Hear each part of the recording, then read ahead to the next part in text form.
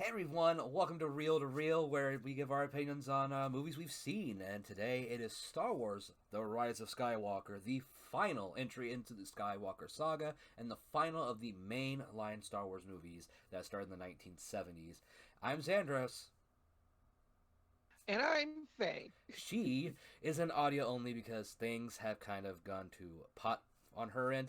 And we are doing this completely live. So if you're watching this, you're watching the recorded version. Sorry to say, but you can always follow here on twitch.tv/Zandros. We may try this again at some point, and hopefully Faye's computer working. Try it on her channel at twitch.tv/Faye the Wanderer. But There it is. so be warned, this will be part spoiler free and part spoiler, as you can see above my head. There is a little sign that will tell you when we're in which section. Feel free to discuss amongst yourselves. You'll see the chat going down here. Sometimes we may jump over to the chat. For instance, what was it? Pumpkin Carver 115. Hello, hello, hello for jumping on in and joining us. Hey, pumpkin. So we'll be referring to the audience in the recorded version here watching on YouTube later and to the chat below because we're just friendly people like that. He will. I can't see crap. Well, that is true. If something is needed, I will relay it to Faye as best I can. So if you have Thank any you. questions, You are my eyes and ears. so as we go, we'll be discussing basic plot elements, really early stuff. For the here and now, discussing technical, music, acting, and how we felt characters were done. And then we'll jump to spoiler stuff. We'll get in more detail. And of course, there will be references to the other two movies in this trilogy, as well as the rest of the series as a whole, as this is the culmination of not only the original trilogy, but the prequels and this trilogy. So there's a lot to unpack, not only just with this movie, but with everything that's kind of tying up here. So I have an immediate first question. Oh, we have an immediate first question. Let's hear this. I can no longer remember. Was the title of the movie Rise of Skywalker or The Rise The of... Rise of It's Skywalker? The Rise. So there was a the. There is a The. Like, The Phantom Okay. Menace. Right. Yep. That's all I needed to know. Carry on. Sorry, I had to have a drink. So, yeah, it's, how should we start this? Do you think should we just give our general opinion? Do you think? You know what? Yeah. Let's start to your general opinion first, then we'll go into detail from there. All right. Do you want to start? Or do you want me to start? I'll let you decide since you're the one with the technical difficulties tonight. I'm just so nice like that. All right. So just in case my thing dies, I'll go ahead and give you my opinion first. You know, ladies first. That's how we're Go gonna do right this. ahead. All right, let's do this thing. So, all in all, I actually did quite enjoy the movie. You know, like Okay. I thought it was an all-around pretty solid film. It was a lot of fun.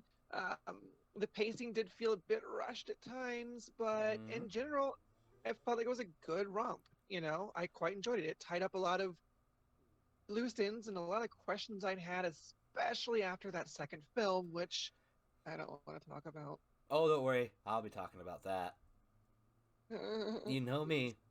So Go gentle on me. there's a lot to say about the Last Jedi, and I always have something to say about it. As This far isn't my as first time. Still, go gentle on me. I will try not to kick in your PTSD like the last time I discussed it, or any time I discussed it around you. I know how sensitive a subject the Last Jedi and me are as a combination. It wouldn't die. Please declare I that wish it would Josh too. wouldn't die. Hey, it said to let it die. That was the whole theme of that movie. It didn't work. Right. As All far right. as So this you're movie, though, my opinion, I there. We liked are. it far more than I did The Last Jedi. It isn't the best in the series by any means. I can agree with a lot of people's opinion there that it is fine. It's it's in the middle of the runs for me as far as like where I would rank it. Um, the issues I had with the movie, the pacing is an issue, and that's because it's so bloated. As I've heard a lot of people put it, it feels like two movies crammed into one, and It really it does. Honestly, you had to. yeah, I don't hate it for that. No, I don't hate it, but I have to point that out, and I have to take that into consideration for the whole thing with the movie. It is very crowded with new characters coming in, old plot lines that are kind of coming in, not even just from the last movie, but from 2 movies ago, 5 movies ago, everything kind of coming back together. And it's got to put so much in here, not to mention, the fan service, and the nostalgia, and just, there's a lot here. And it really felt... This movie made me cry twice. It what? This movie made me cry twice. It did do that. It got me once. We can't talk about that specifically yet. But yeah, I did shed some tears at one point. So the movie does have the ability to hit you emotionally. Yep. See, in this movie, it made me cry because something was sad. I had the appropriate response. Whereas Last Jedi just had me sitting there going, what the fuck? Why am I watching this? And kill me now. So completely different reactions on this. I had the proper reactions to this one, whereas the other one, I was just sat there in seething hate and confusion. You fell to the dark side. It was bad. Hell, I was always in it. I was born in the dark. You only adopted it. Batman jokes. So, when it comes to the overall cinematography, though, I think they did a great job. Oh, yeah. If there's one thing this trilogy has, it is technically sound. And I think superior to what we've seen through the franchise over the decades. Oh, yeah. Even The Last Jedi, I still feel like, as far as the way scenes were shot and some of the effects they used, gorgeous film. Gorgeous film. Oh, yeah. I told you before. That was throughout the entire trilogy this time around. Amazing set pieces. Some wonderful scenes that do kind of make you sit back and go, "Whoa!" Oh yeah, big. Or yeah. It was a wonderful spectacle. Yeah, all 3 of them have been. Right. I will say everything I want about the script for The Last Jedi and the acting, and everything. One thing I never do is attack its technical skill. It is fantastic in that front, and the same here. So much varied. Set pieces, and the ship work was nice, and the battles were good. It felt like a Star Wars movie, which is good. You want to have that baseline. Everything came together on a technical skill. The sound design was great. When something exploded, you felt it. Mm-hmm. When you needed to feel like something was going really fast, if they're hitting a hyperspace jump, you felt it. You got that feeling in the theater, that rumble and that impact. And the music, of course, it's Williams. When is it ever not good? Because I really can't think of, even like the Ewok stuff, which a lot of people don't like. I'm okay with. I'm indifferent to a certain extent about a lot of music, but I mean, there's not really anything bad with John Williams' score ever with Star Wars. That's always, on pitch. Oh yeah, the music again was absolutely solid. It definitely sounded like Star Wars. I feel the acting was far better. Sound effects alone were familiar, were so familiar and fit so well. Yeah. That at one point I heard a blaster go off. You didn't even see on camera and just knew, ooh, stuff's going down here. Yeah. Yeah. There's a lot of stuff. They did a lot of stuff going on off screen, and not necessarily in the sense that it's just over here, but you felt like there was things moving and working in the background to the plot. Right. So it gave a sense of momentum. Definitely. That was definitely lacking in the last one. Yeah. I think with this one, we're reviewing this one. So no. But this is for comparison reasons. I'm going to be comparing because I have to at this point, because of how these are the most. I think these are the most divisive Star Wars movies in the franchises. These 2, 8 and 9, more so than the Phantom Menace was, and Revenge of the Sith and Attack of the Clones, more than the prequels. This here is the most divisive I've ever seen the fandom. I've ever seen people's opinions. I have to wonder if that's going to stand the test of time, or if it seems that way only because it's the current divide that's sitting in front of us. Well, because no, that does. I lived. Well, remember, we lived through the other ones. Yeah. I mean, I was in school. I think it was junior high, high school. It was junior high in '99. I'm old. So it was 99, and I remember the opinions changing a little as I got older with everyone around me, and me liking a lot of it but not liking it. But as I got older, my opinion on the Phantom Menace changed.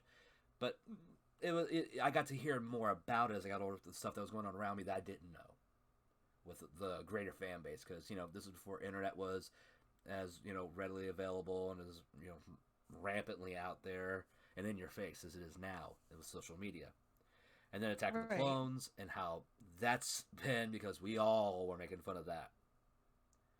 There was solid agreement there with how bad Attack of the Clones is. Jar Jar Binks is being made fun of pretty much from the word go. That never changed. I hate sand. It's coarse and rough, and it gets everywhere. I think before this, the most divisive film was Revenge of the Sith. Because that one had a divide where you liked it or you hated it. You didn't necessarily love it, but you liked it and you appreciated it, and you can go, I get it. I get why people would like this. But there was a divide of whether it was a good or bad Star Wars movie. And that was the most divisive the fan base has ever been, but it still wasn't like this. This has been vitriolic. See, I've been completely out of this discourse, so I have no idea what's being said online. I have been in discussions, and boy, oh boy. Boy, for this. Like, this one I've avoided because I didn't want to give my opinions until we did this. So I have not given any positive or negatives, nothing like that, anywhere on the internet. But, like, with The Last Jedi, again, that divide was harsh. It was this accusation of, you didn't like it because of X, Y, or Z, and it's like, no, that's not why I didn't like it. It's this pushing of opinions on why they assume you didn't like it.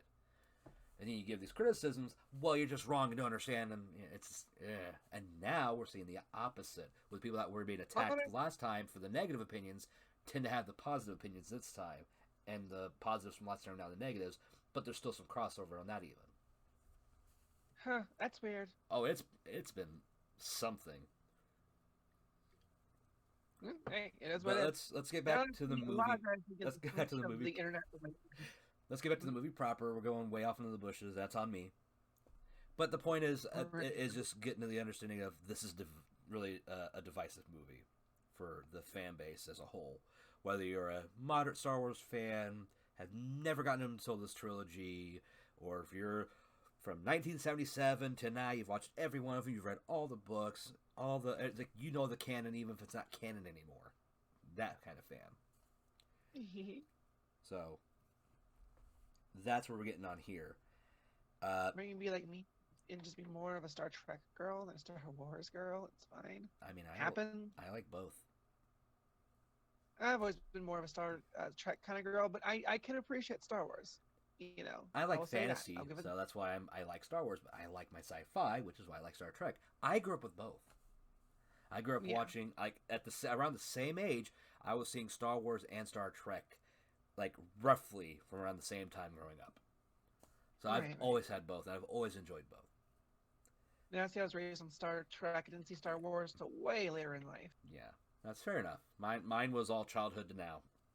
Always been there, but it was never like this, like, hardcore fan in the house. So, man, I am thirsty tonight. I'm just going to town on this vanilla Coke. Suck it. But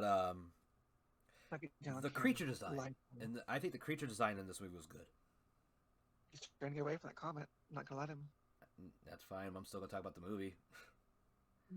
But I really think they did well with the creature design, with the practical and the CG work. Oh yeah. I'm not gonna. I'm bad at remembering a lot of the names, to be fair, because there were so many new characters. Right. That maybe only had a scene or something I'm not gonna remember. Which again has been another complaint. That it's like, oh, you introduced all these characters in this last movie, and it's like, it felt overcrowded. And I'm like, I kind of get that, but I'm sorry. Who remembers the characters from the beginning of Return of the Jedi? They didn't exist prior to Return of the Jedi. We heard about Jabba, but didn't talk about him or see him until the third movie after we left fucking... we really know about Biggs and Wedge. Well, to be fair, Biggs didn't make it past the first movie. How much do we really know about Wedge? Considering he's the longest tenured rebellion pilot almost, between him and Luke and the others. So I mean, we know quite a bit from the still canon lore. So at least really intense Star Wars fans do. I don't. He was in a lot of the games. There you go. He was in a lot of the games. But yeah, I really did like the creature work. I liked the set designs; they were really well done. It felt a lot of the stuff felt lived in.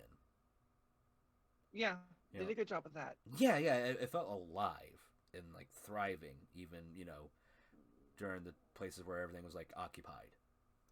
There were people living their lives. There's stuff going on that doesn't involve our main crew. And I think that's important with a movie like Star Wars because it's such a vast universe. The galaxy that, all this takes place in, it's got so many planets and so many different cultures. And even if you don't get into the nitty-gritty of the cultures, there's stuff there. And it's shown even if it's not explained, and you can kind of infer things.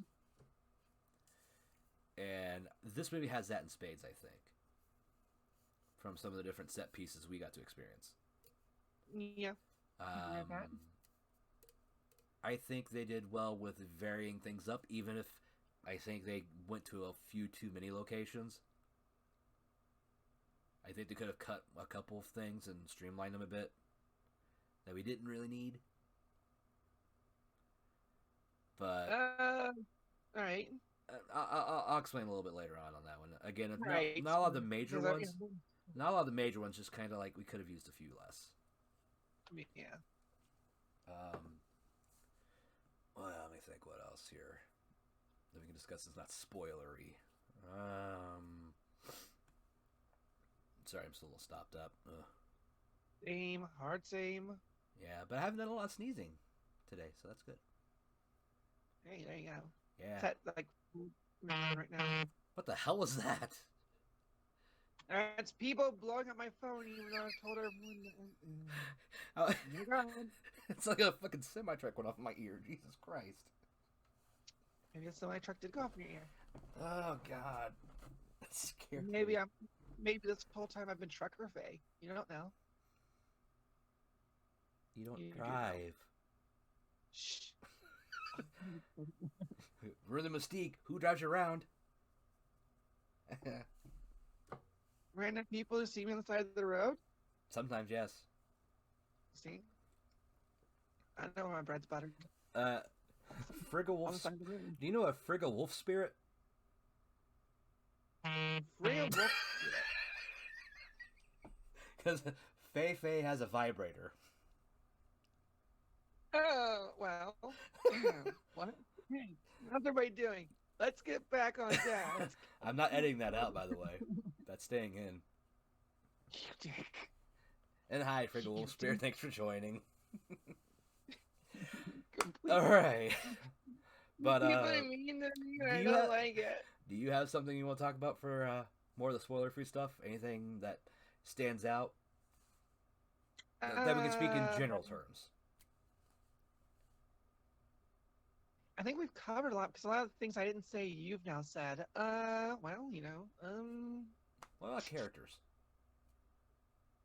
I will say there were a few characters that I expected to get more screen time that just didn't. And there was some character development stuff I thought was happening that I don't feel like I ever got a payoff one way or another on. Yeah, there are some loose threads left, and there's one that we thought was left, and I think we just missed something because I've been looking around and. Oh my God! Stop. Why don't you put it on silent to where it won't vibrate? Yeah, I'm gonna have to. One sec. Turn my vibrator off, and oh wait, it's gonna be a little bit trickier than I thought it would be. Just swipe down from the top and hit the speaker button one more time. Twice. Tried that. It did weird. Oh my God! What? No. Ah, God, my ear. Stop. I mean, it's not horribly loud, but it just keeps happening weird randomly. Why when I tell everyone that I am live streaming, do they suddenly decide they want to start talking? Why are you being sexy? Stop being sexy. What? Hi. What's I'm lost here. I'm lost, folks. Sorry. My girlfriend decided she wanted to start messaging me in the middle of the thing. So, hey everyone.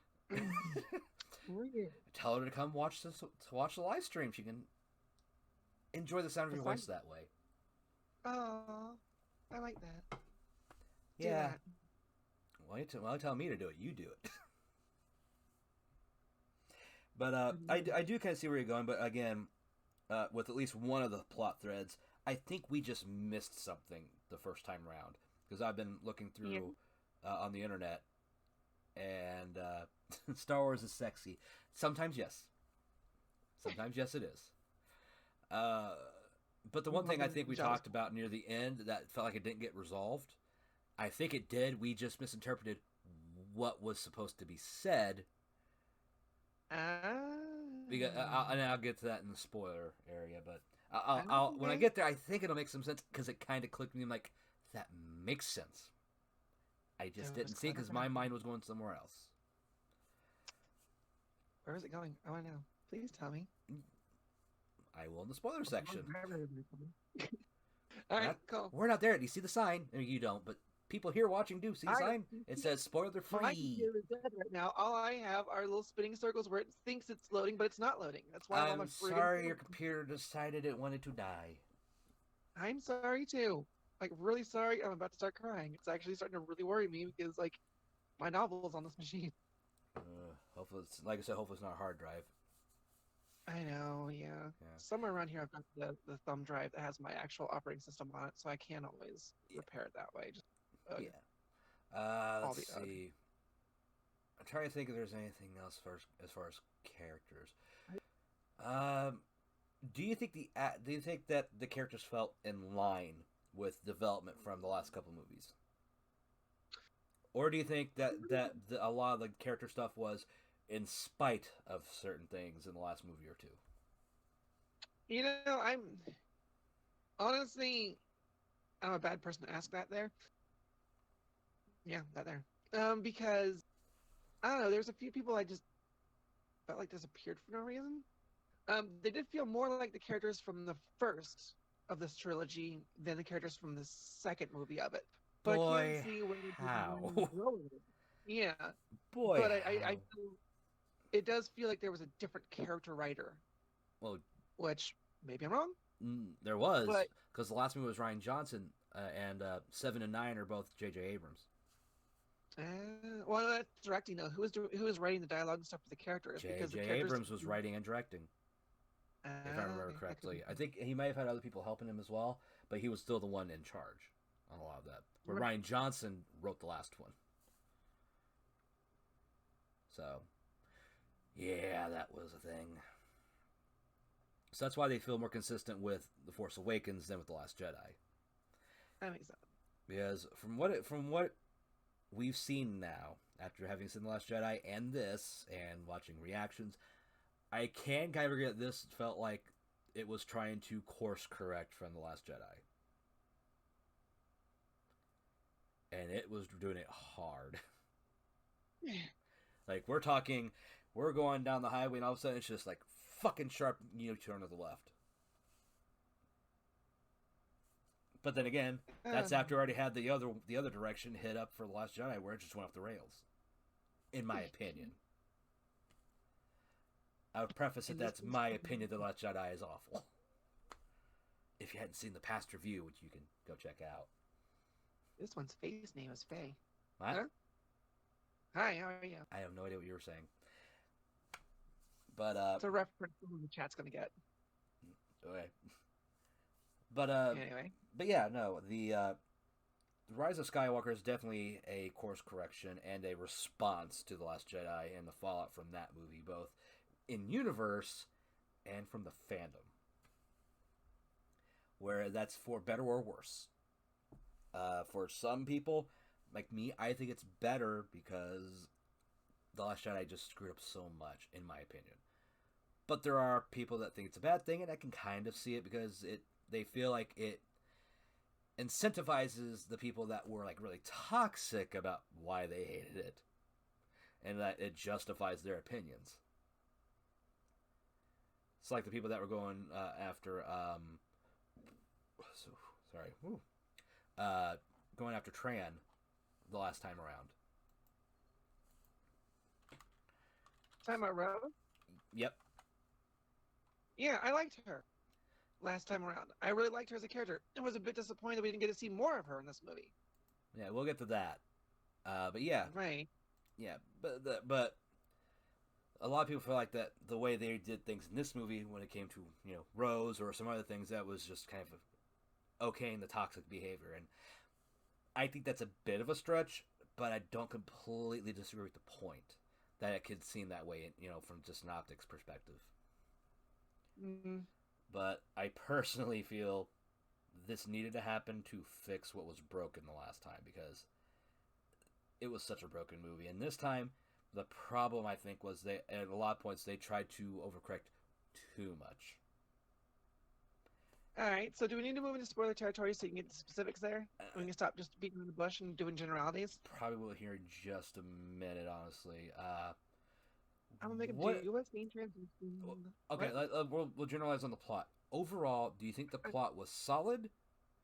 Do you think that it had a lot of problems, just a few problems? And does what happened make sense from not just the narrative of this trilogy, but the meta-narrative of all 9? Or I guess you can say 11 movies if you want to count Solo and Rogue One, which I've not seen those two. So no, I can't. We can't really speak to those 2 movies. But at the very least of the main 9, does this fit like the meta-narrative, or does it feel like it kind of fudges a few things? Honestly, I do feel like it fit with the meta narrative pretty well in kind of the long arc we got. Mm-hmm. Okay. It wasn't predictable. I will say that about the story. There were some things that you and I both looked at each other and were like, "Yep, called it." Yeah, I mean that's kind of just when you watch a lot of movies or read a lot of books or stuff. There's story beats that you just kind of see, and you're like, "I know how this is going." Right. So. Which, I mean, that's not necessarily a bad thing, because familiarity can be good in some contexts. It's just, yeah, no, I agree. I do feel like one reveal that was supposed to be played up as a big reveal was so easy to see coming. It really wasn't much of a reveal at all, Maybe. I think I kind of get what you're saying. It's just not being explicit just yet, but I both agree and disagree, kinda. It's a weird. Right. It's a weird. I'm of 2 minds on that still. All right. Let me talk to both of them. I want to corrupt 2 minds at once. This is kind of been a dream of mine for a bit. Only got one. I don't have the little split in my brain like they used to do, where they split the left and the right. I'm not some science experiment. Damn it. Not yet. Not yet. Anyway, once I die, we'll see if I give myself to science. I mean, I'm not gonna need it. Give yourself a be taken. What? But. I think we're about at the end of the spoiler section. Overall, the overall opinion for Star Wars from us is, it's good. It's not perfect. Yeah. It is not a revelation. It is not the best Star Wars movie. But it is. But I think it's decent. It's definitely worth a watch. Yeah, I think it's worth a watch. And I think a lot of the negativity towards it, while I do understand it, and I do, I can see why somebody wouldn't like this movie. I think it's a bit reactionary. Is like they felt so justified in The Last Jedi being this, and then here comes this, and they feel like they've been shit on. So, and no, there's no more milk. Oh, what is the best Star Wars? What is the best Star Wars movie? We're being asked. Empire, hands down. Empire's the best Star Wars movie. It's number 1. Always has been, in my opinion. Nice. What about you? Me? Yeah. Oh, man. Out of the main 9. Right, so what can I say to really piss people off? What would be the bigger one? Just to... Faye likes Attack of the Clones, apparently. She hates sand too, and sand people. Oh my god, the Youngling. No, that's the next movie. Say what? That was the third one, wasn't it? Well, that's where that's where Anakin killed the other younglings. He killed younglings in the second one too. They were just Tusken. They were Tusken Raider ones. Right, yeah. So It's a second massacre. It's fine. yeah, It's different. you do a massacre once, twice. You lose count after a while, after like the fifth. Honestly, as far as favorite, I might be with you on Empire. The I more I think about it. Yeah, it's the most coherent. It's the one that Right. moves the story along the most. It changes the characters the most, in that they grow and you know and thrive even through these rough times. And it's been one that it's that lightning in a bottle that's not been recreated, and it created some of the most memorable one of the most memorable jokes, memes out there, and that is no, I am your father.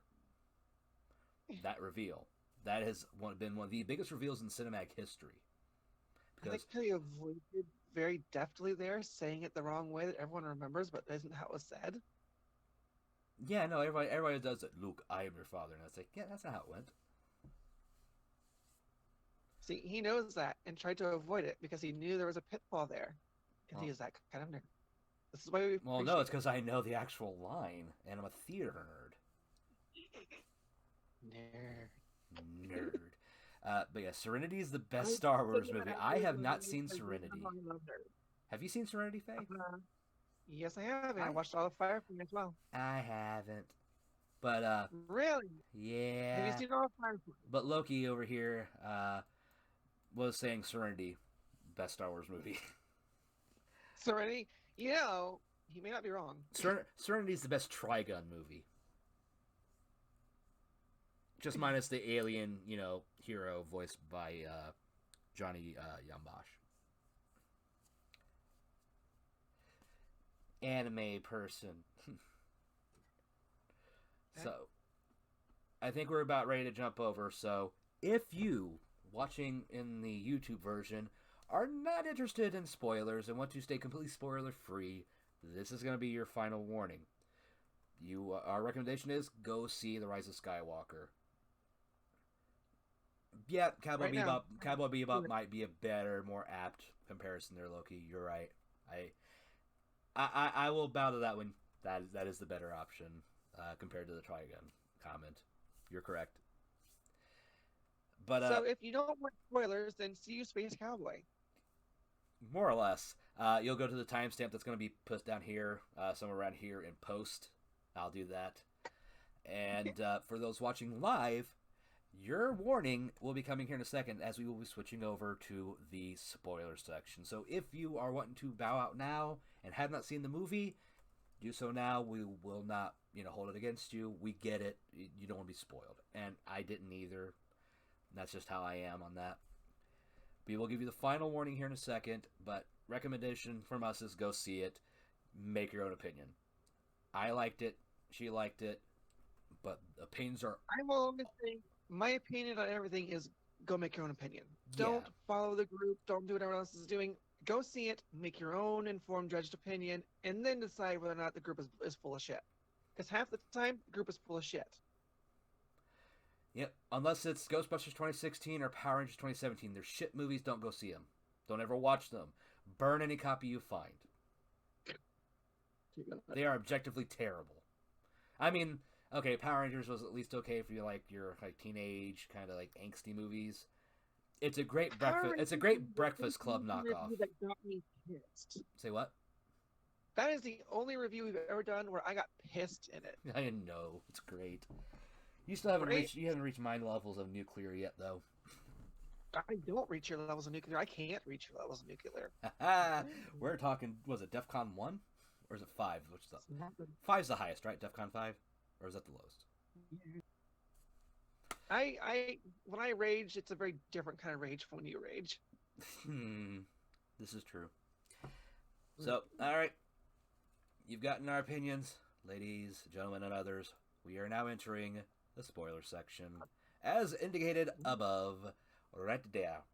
So if you come here and you see that sign, that's on you. So I can't see anything. Did he point up at the sign? Because I'm betting you, Yeah, I'm willing to put money down. He pointed at the sign, like in the camera. I did it correctly. Yeah, it's right over my. It's right over my left hand, straight up, or I do my right hand and go across over. I know my but stage left from my stage right. Thank you very much. just that cheesy. No, I'm just that damn good. Oh, okay. Showmanship. Yes, Talented. understood. Got you. Showing up for the class. How it goes. All right. Right. Here we go. So we're gonna start off kind of big. There's a lot of death in this one. Yeah. There really is. There's fake out deaths, and then there's actual deaths. I mean, there's one we all knew was coming, and that was Leia. Right. I mean, because Carrie Fisher passing, and personally speaking, it was a movie too late. Yeah. It I was should wondering have about how did they do the scenes with her in them. Like, were those pre-filmed? Yeah, they'd already or... filmed some of it, Okay. and I think I don't remember if she died after filming had completed or only after a majority had completed. But Okay. the point is they had to go back. That's why even in her death scene, it's in shadow. Yeah. Yeah, I expected it to happen. I don't know how I feel about how it happened though, because it kind of did a Luke. Yeah, the how might have been a little on the ham-fisted side. Little.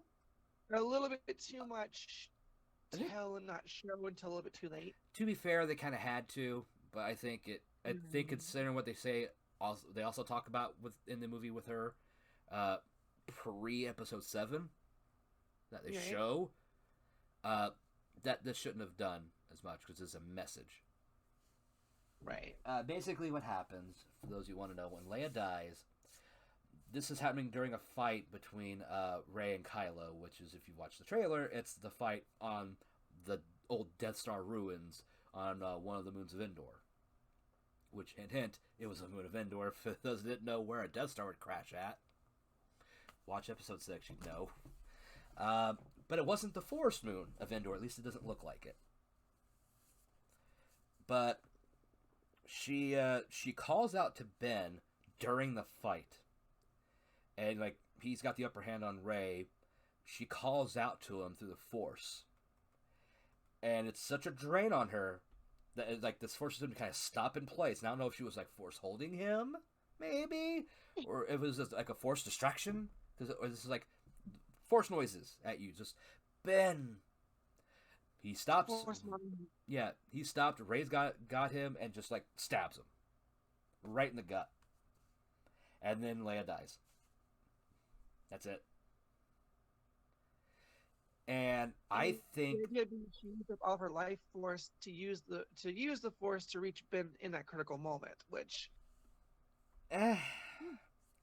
here's the thing.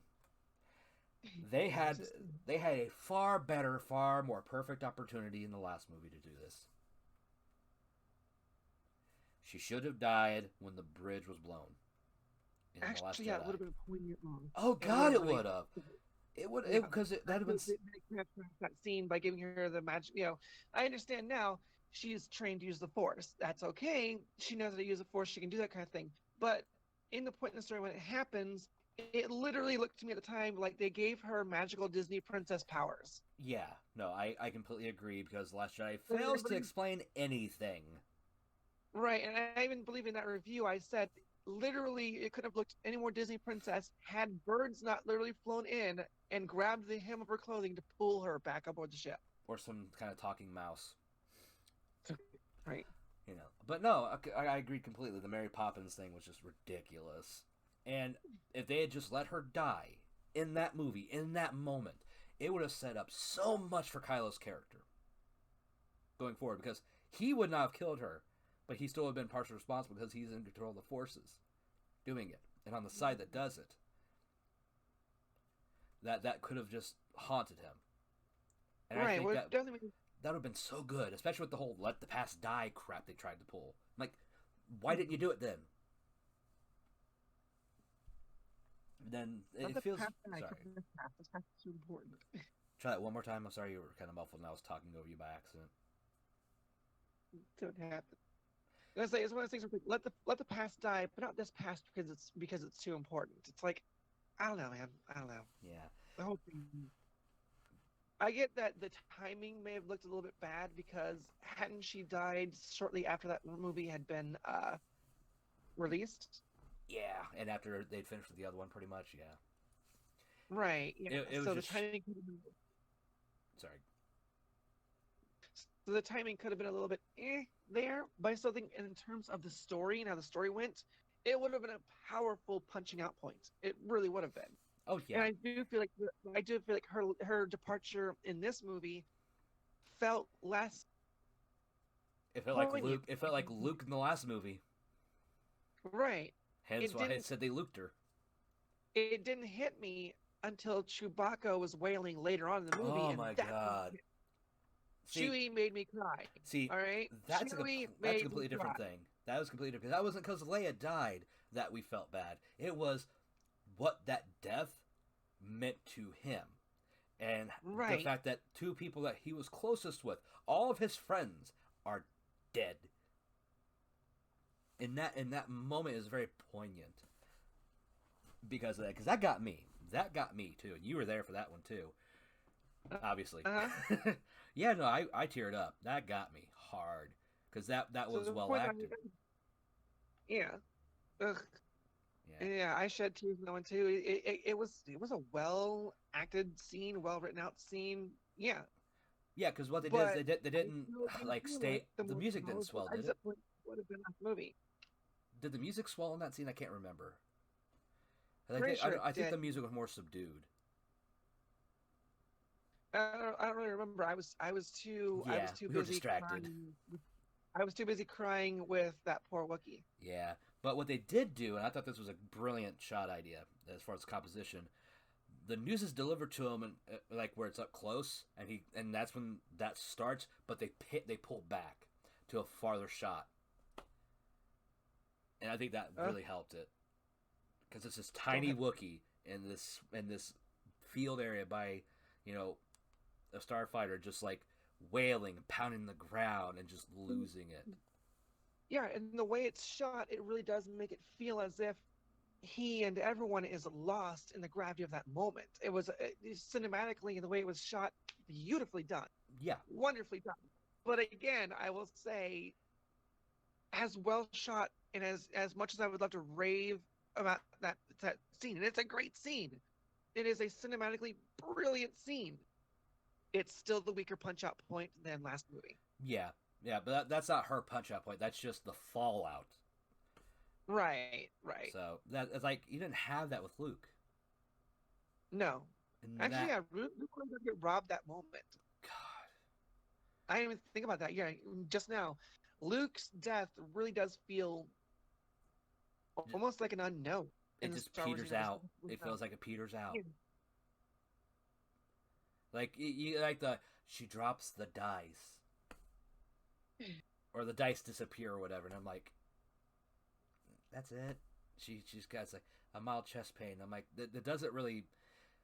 I don't nothing against Carrie Fisher's acting, but that moment didn't bring the gravitas of Luke dying or her feeling it to me with the Last Jedi, whereas Chewie's reaction way overshadows that.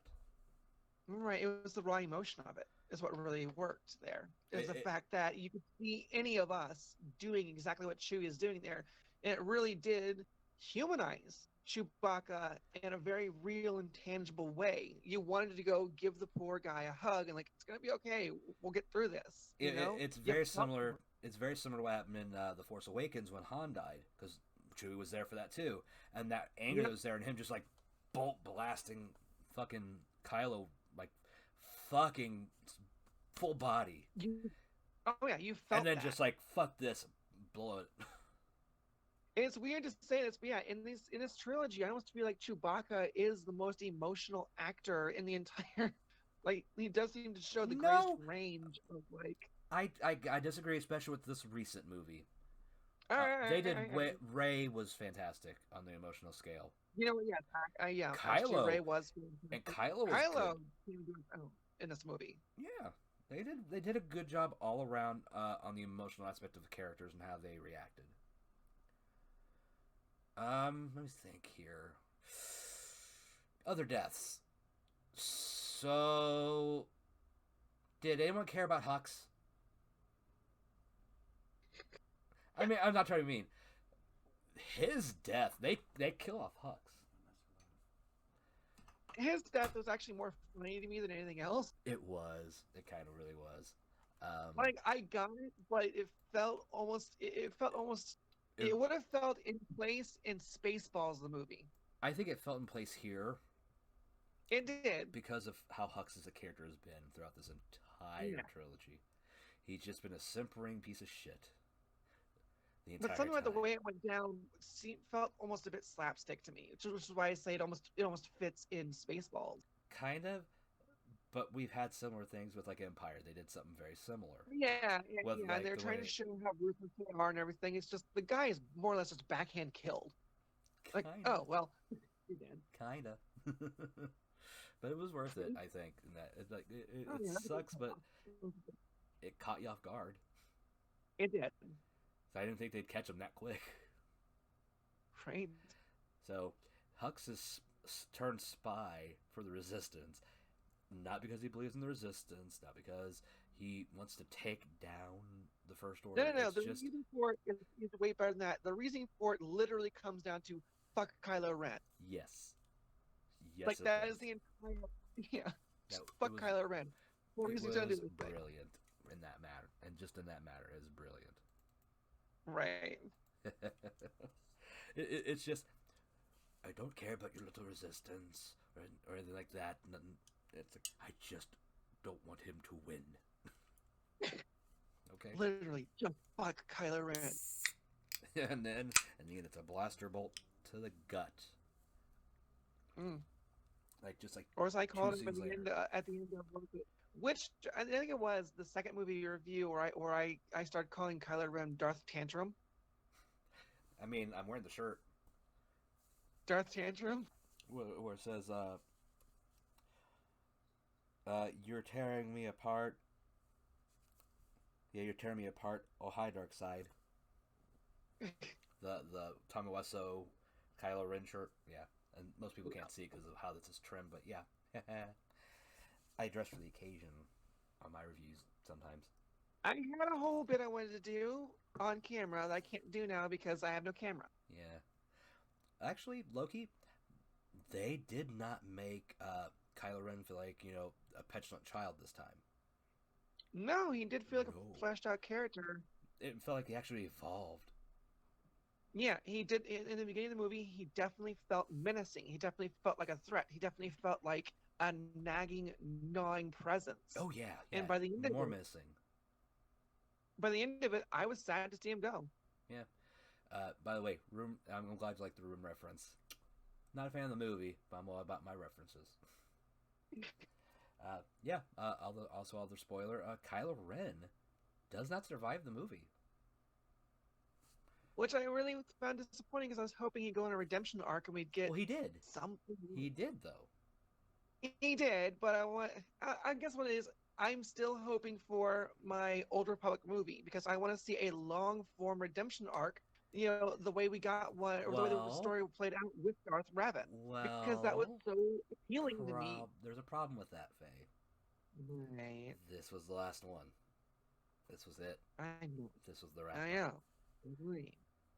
Because now I'm not even sure if there's gonna be a new Jedi Order. All I know is that I don't know. Rey's hanging out with BB-8, and they're gonna go do things, girl talk or something. With Dio. Dio. Better than Loki. I don't know. Because you seem to bristle at Dio quite a bit, and I didn't mind the little droid. It was just weird because of a droid that was actually talking. It's like one of the smaller astromech style droids. Right, yeah. Which is a little bit weird, sure, but it's not out of the realm of possibility for me. It's kind of like, all right, it's not like he says a lot of things. He'll say one or two short words. Yeah, it was just, but it was just weird. Oh, fun fact! Apparently, I was looking at IMDb. Dio was voiced by Abrams. Nice. Yeah. So, all in all, Kylo Ren's character arc is fall to the dark side, redemption. He pulls a Vader arc, essentially, and dies. But at the very least, we get some lightsaber fights in this movie. We We do. got Wait, several of them, actually. hey, can I ask you a non-Star Wars related question real quick? You sure as hell can. Can Milcery only be female I don't know. in Pokemon Sword and Shield? Because I'm Uh, trying to breed one to breed with my Hatterene, which can also only be female. I have not had a male come up yet. I'm being, one think I'm wasting my moment. damn time. I shall check. Also, I'm totally not breeding Yes. Pokemon in the middle of this review. There's no The way. answer is yes. Female only? Yes. God damn it. It's a Ditto Pokemon. God, I'm wasting my freaking time again. Bulbapedia. Anyway, And Cerebi. Always check. always check before you begin breeding. Thanks. Correct. Damn it. Always check So, before back you to make Ruth. your animals boink.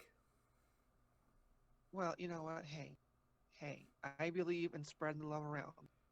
I mean, yeah, but if you're wanting the babies, you gotta make sure you got the right things with the right tools. Ditto's got a dit, all right? Yeah, diddle double dips. But yeah, with Kylo's redemption, it starts coming part way through the movie. You don't expect it, but it kind of starts happening, especially after Leia reaches out to him. Yeah, it's kind of slow. It's a weird slow burn because he's starting to get scared of Rey. Right. You can kind of you definitely see it building throughout the movie. Yeah. It's not like it's bam, there it was. Yeah, definitely.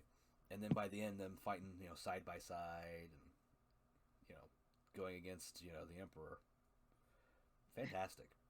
That whole sequence of events, and then, her dying to, preserve everything and to finally defeat the Emperor, and then him doing to her what she had done for him earlier and healing him giving his life force to bring her back.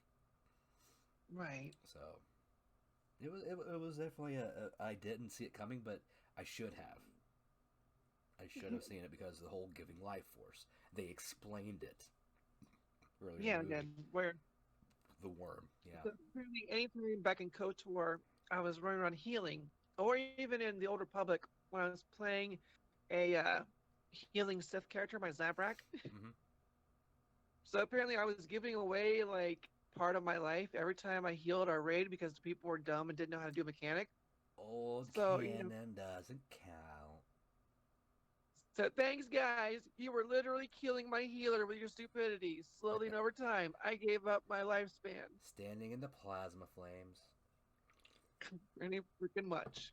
Yep. You dickhead. But yeah, no. So it should have seemed like he was given a life for a life.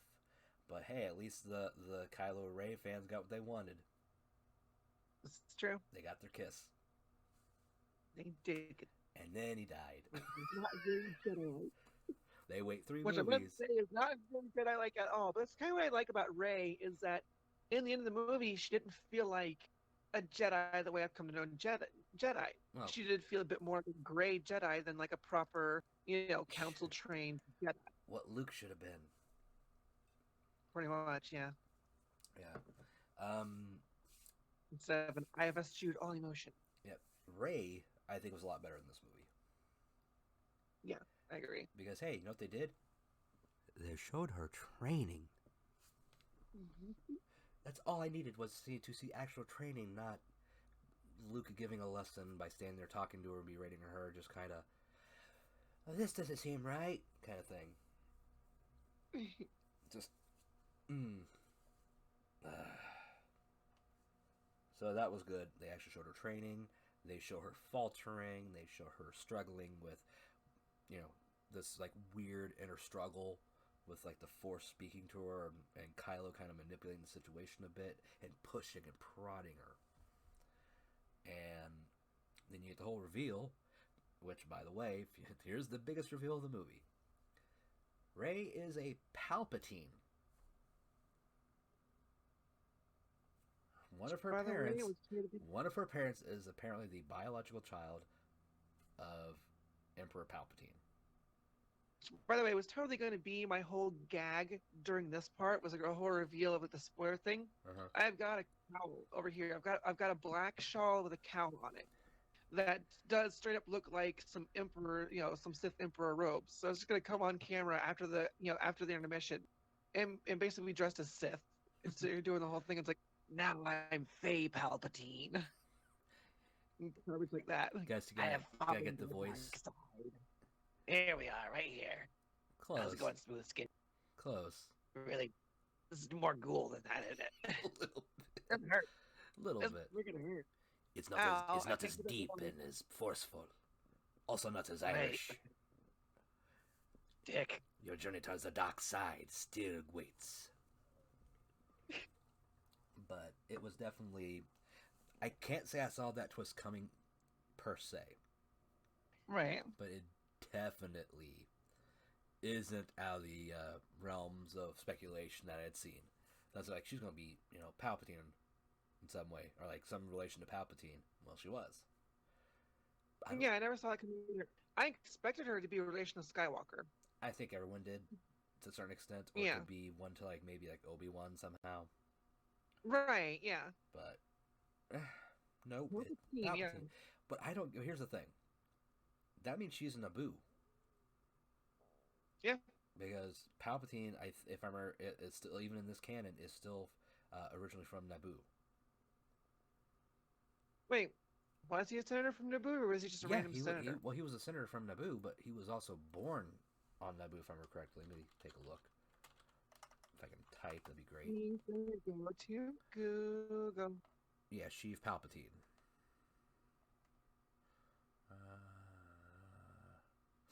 Sorry. Birthplace, Coruscant. God damn it. Homeworld Naboo. Interesting. So yeah, so Rey is Nabooese? Nabooian? I don't know, but so were the Skywalkers. Yeah, The twins fair were. point, The fair point. twins were anyway. Right, because their mother was Queen Amidala. Amidala. Correct. Queen Amidala. Padme. Queen Anema. Amoeba? Queen Anemia. Queen Anemia. Queen Guadalupe. Queen Guadalcanal. Queen Latifah. Anyway, Freddie freaking Mercury. that was way out of nowhere. I'm But yeah, so it's just funny that you look at the fact that the Skywalker line and the Palpatine line are intertwined through, well, Emperor Palpatine.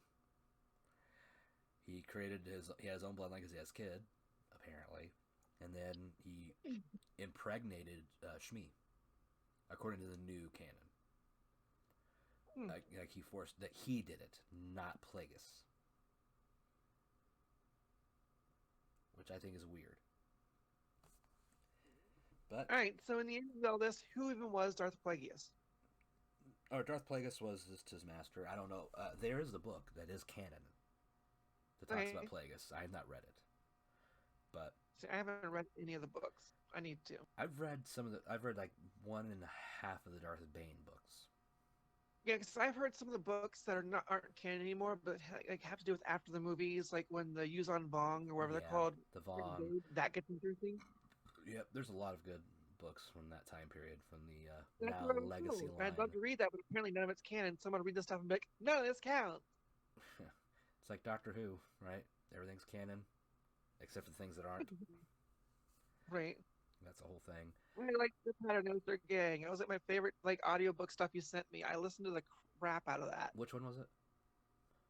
And not just because it's a lesbian lizard lady. Oh, And it's a fun topic. You're talking about And the they're Paternoster human Gang. girl. Sorry. Yes. Yeah. Fucking amazing. They're doing more of them. Good. I love this crew. Yeah. I love that crew. I'm a big fan of Captain Jack Harkness. Torchwood was kind of meh, but give me more Captain Jack. They have. Big Finish has done more. All right. Well, give me more Captain Jack. Because Where I is don't it? buy the Captain Jack stuff. You're a mean lady. Well, most of it's Torchwood. Yeah. Well, There are some Captain Jack Harkness related things only. But again, that's a still thing, and that's all connected to the Torchwood stuff, which is expanded beyond the TV series through the Big Finish stuff. But that's Doctor Who. We're on Star Wars. Right. Let's focus just a little. I think Rey's character avoided any kind of like Mary Sue uh, tendencies that people were seeing, whether in the first of the trilogy or the second of the trilogy. I kind of saw it in the second episode of this trilogy for sure. She felt way more Mary Sue to me in the last movie. I thought she was fine in The Force Awakens, but just the way they did it and didn't show anything, didn't explain anything, it made her feel like a It was Mary Sue. weird because she felt a bit like a Mary Sue, but what the big reveal at the end of it is she's a nobody. But then she is a somebody. She's a Palpatine. But is it possible to be a Mary Sue with no parent? Because that's how she felt in the Last Jedi. Yeah, but and then it's like, well, they're nobodies because they chose to be nobodies. Right, but still, like I still Hand feel like the wave Mary away. Sue thing. See, Yeah, that's where the sloppiness comes in. Is that hand waving? yeah. So, I still put part of that on Ryan Johnson and him trying to be fucking subversive. Because subverting expectations, that's a whole thing. It's like, you gotta know how to actually fucking do it. Which probably he Right. can do it with movies that aren't Star Wars. I heard Knives Out's really good, and it's a kind of like murder Subverting mystery. expectations has its place, can be great, but again, there's a time and a place with it. Yeah, and it shouldn't be your entire damn movie. Right. It shouldn't be everything is subversive because it hurts your characters. For instance, the whole thing with Leia. She should have been dead. Subvert expectations. She can use the Force. I'm like, how? Because in the old canon, she trained with Luke. Guess what's not around anymore? The old canon. Right. So explain it. So here comes Rise of Skywalker to explain it. Because guess what? In the new canon, she was trained by By Luke. And they show it. It's a small scene. And it helps to explain Right. some of the other stuff that comes near the last act. You know, it's some plot convenience stuff for later on that kind of gets it's like here's some Chekhov's guns kind of thing. Right. But you know what? It explains something, and it in some sense retroactively fixes the Last Jedi issue with Leia having Force powers because it explains it. It really does, yeah. It's all I wanted it to do was just explain, show me, or like if you're gonna tell me, actually tell me. Don't just imply it. Tell me this happened because we can't count in the old lore anymore. So you gotta tell in some way, and they did it here. So I'm all for that. They still could have shot that scene better with her, you know, surviving in space because Mary Poppins, and that was bad. I will stand by that being terrible. Even if it's been fixed, it's still terribly done.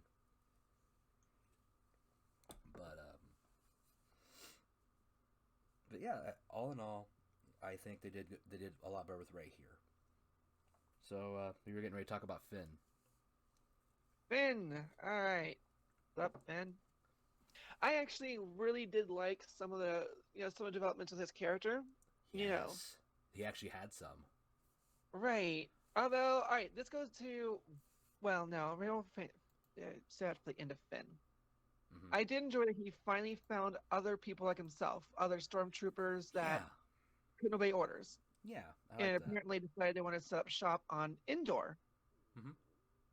Well, they crash landed there. Right. At one point. Still, it was interesting. It was nice for him to finally find like a community somewhere he kind of belonged. Yeah, I definitely agree. And sorry. And he felt like a confident character after everything went through with Force Awakens, you know, and then you jump right into The Last Jedi, which like I was telling everyone watching, The Last Jedi and The Force Awakens is all within a year. Right. That's why the time scale seems so fucking far off. Because if you look what happens from The Force Awakens to The Last Jedi, the First Order has way too much ground gained for that such a short time. It still feels to me like Finn has Force powers. Like he could be trained to become a Jedi. Okay, that brings me back to what I was going to talk about earlier. That I had to kind of skirt around. You remember the whole thing? He was trying to tell Rey. Yeah, you thought it might be you thought it might be he. Well, I thought it might be that he knew that Fae that Rey was a Palpatine. No. And you said no. You thought it was he wanted to tell her it was a romance that thing because they kind of been hinting at it for so long. Yeah. Despite The Last Jedi. But no, here's what's going around. We think a lot of people think, and I think I can kind of agree with this, that he was trying to let her know he was force sensitive. Right. You definitely That's see he's definitely force sensitive at the very least. yeah, that was what it was, that he was going to want to tell her, let her know that he's force sensitive apparently, because he can sense things, Right. and that was the force that brought him out of the training that he'd been Right. Hell, he was subjected to able to growing up. wield a lightsaber at one point without cutting himself, which I believe requires a force ability to keep from happening. Yeah, you have to at least have some force sensitivity. Right. Which should have been our first clue way back when. Hey, he is force sensitive, and they pretty well made it clear throughout the movie without ever actually saying it, because he does get feelings through the force. He knows when things are going on with Rey, when bad things are happening, when good things are happening. You know. Not even just with Rey, but Right. in general. He. Yeah, it's almost like they completely neglected doing something like that in the last movie. Right. Which I really wish we'd gotten more development on in this movie. I feel like that's one of the loose threads that never got pulled, never got finished. What, him becoming Him like? even having even the yay or nay on, is he officially force sensitive? Oh no, no, yeah, they more or less. I mean, he can sense Rey. They pretty Right. much explicitly say this. Like the hints are all there that he's force sensitive, which I'm like, that's fine. I think that's great. You know, he needed some character development. It's like, hey, he's force sensitive. That's why he was able to break free, and these others are breaking free, and that's where he is the way he is. How he can survive a lot of things. So, are we certain, for certain, that this is the last movie with these characters? Yes, There's not going to be another movie down the road with Finn. shouldn't be. I mean, they might You do know. some where it's like way later in the timeline, but nothing to do with the Skywalker stuff. Right. So who knows? But as far as I know, this is it. So, is there then ever going to be a second Rise of the Jedi, like the new Jedi Order? We Is don't that know. ever going to We be a don't thing? know what's going to happen if there's going to be sequels to, like, as far as like timeline wise. If there's going to be anything after this, Right. we don't know. It's kind of all left up. So who knows? But yeah, at least with Finn, I feel he finally got the character development he should have had the last movie, Yeah, agreed. instead of just being a bumbling doofus most of the time and kind of being led around by the nose by everybody. Because he should have gotten past that after the first movie. And that was one of the Yeah. things I hated about The Last Jedi, is that they did Finn dirty as a character. They gave him no development. They He gave actually felt him, like he lost a bit of self agency in that movie compared to the first. God, he had none almost. And I know that we talked about that in that review too. Said that it felt like Finn Backsliding. backslid. Yeah, Yeah. they like, we gave him the fight with Phasma. Whoop-de fucking do, you're Cool. Boba Fett. Congrats. Yeah, neat. And guess what? Guess who didn't appear in this movie? Who's confirmed dead at this point? There's no Phasma. Phasma. Yeah. No Phasma. Like, they did Phasma dirty. Like, yeah. Ryan Johnson did Phasma dirty. Can't blame it on Force Awakens. They showed her and they built her up. Ryan Johnson, she shows up, what, once, maybe twice. I think they show her, at the very least, just once. That scene where they've captured them. And what happens? Right. Dead. And apparently Snoke all this time was maybe a clone. Oh, no, no, what? There's no maybe. He was. All right, so those were cloning tanks we saw in the Those were more Snokes. on Exticle, which Exegol. sounds good. Exegol. Testicle. No, Exegol. We have decided to rebuild the Sith Empire on the planet Testicle. I'm surprised they didn't try Korriban. Right? I mean, I would love to see Korriban in one of these movies. God, This, that'd be you know, great. But I think they did okay with Exegol, because it's on the outskirts of the galaxy, yes. like way out there. You have Testicle to be like on the outside. did who die? I'm sorry. Kind of Frigga. dangling off there, hanging on to the galaxy for dear life. All right, Frigga. Are you Swinging talking about around. Are you talking about Phasma? Frigga, or are you talking about someone else? Talking about Sorry. a planet. Sorry. With a Yeah, floating Frigga in moon. the chat was asking, did she die? And it's like if we're talking like Phasma. Yeah, think. Phasma died in the second movie Yeah, if I don't know and if did that's not come back in this movie, so we're specifically. assuming dead. Yeah, Unless she's gonna pull a no sequel. what's So well, yeah, but what was the Sith Lord that like fought Qui-Gon? He's like Maul. really popular. Maul. Darth Maul. That's why was I blanking on that name?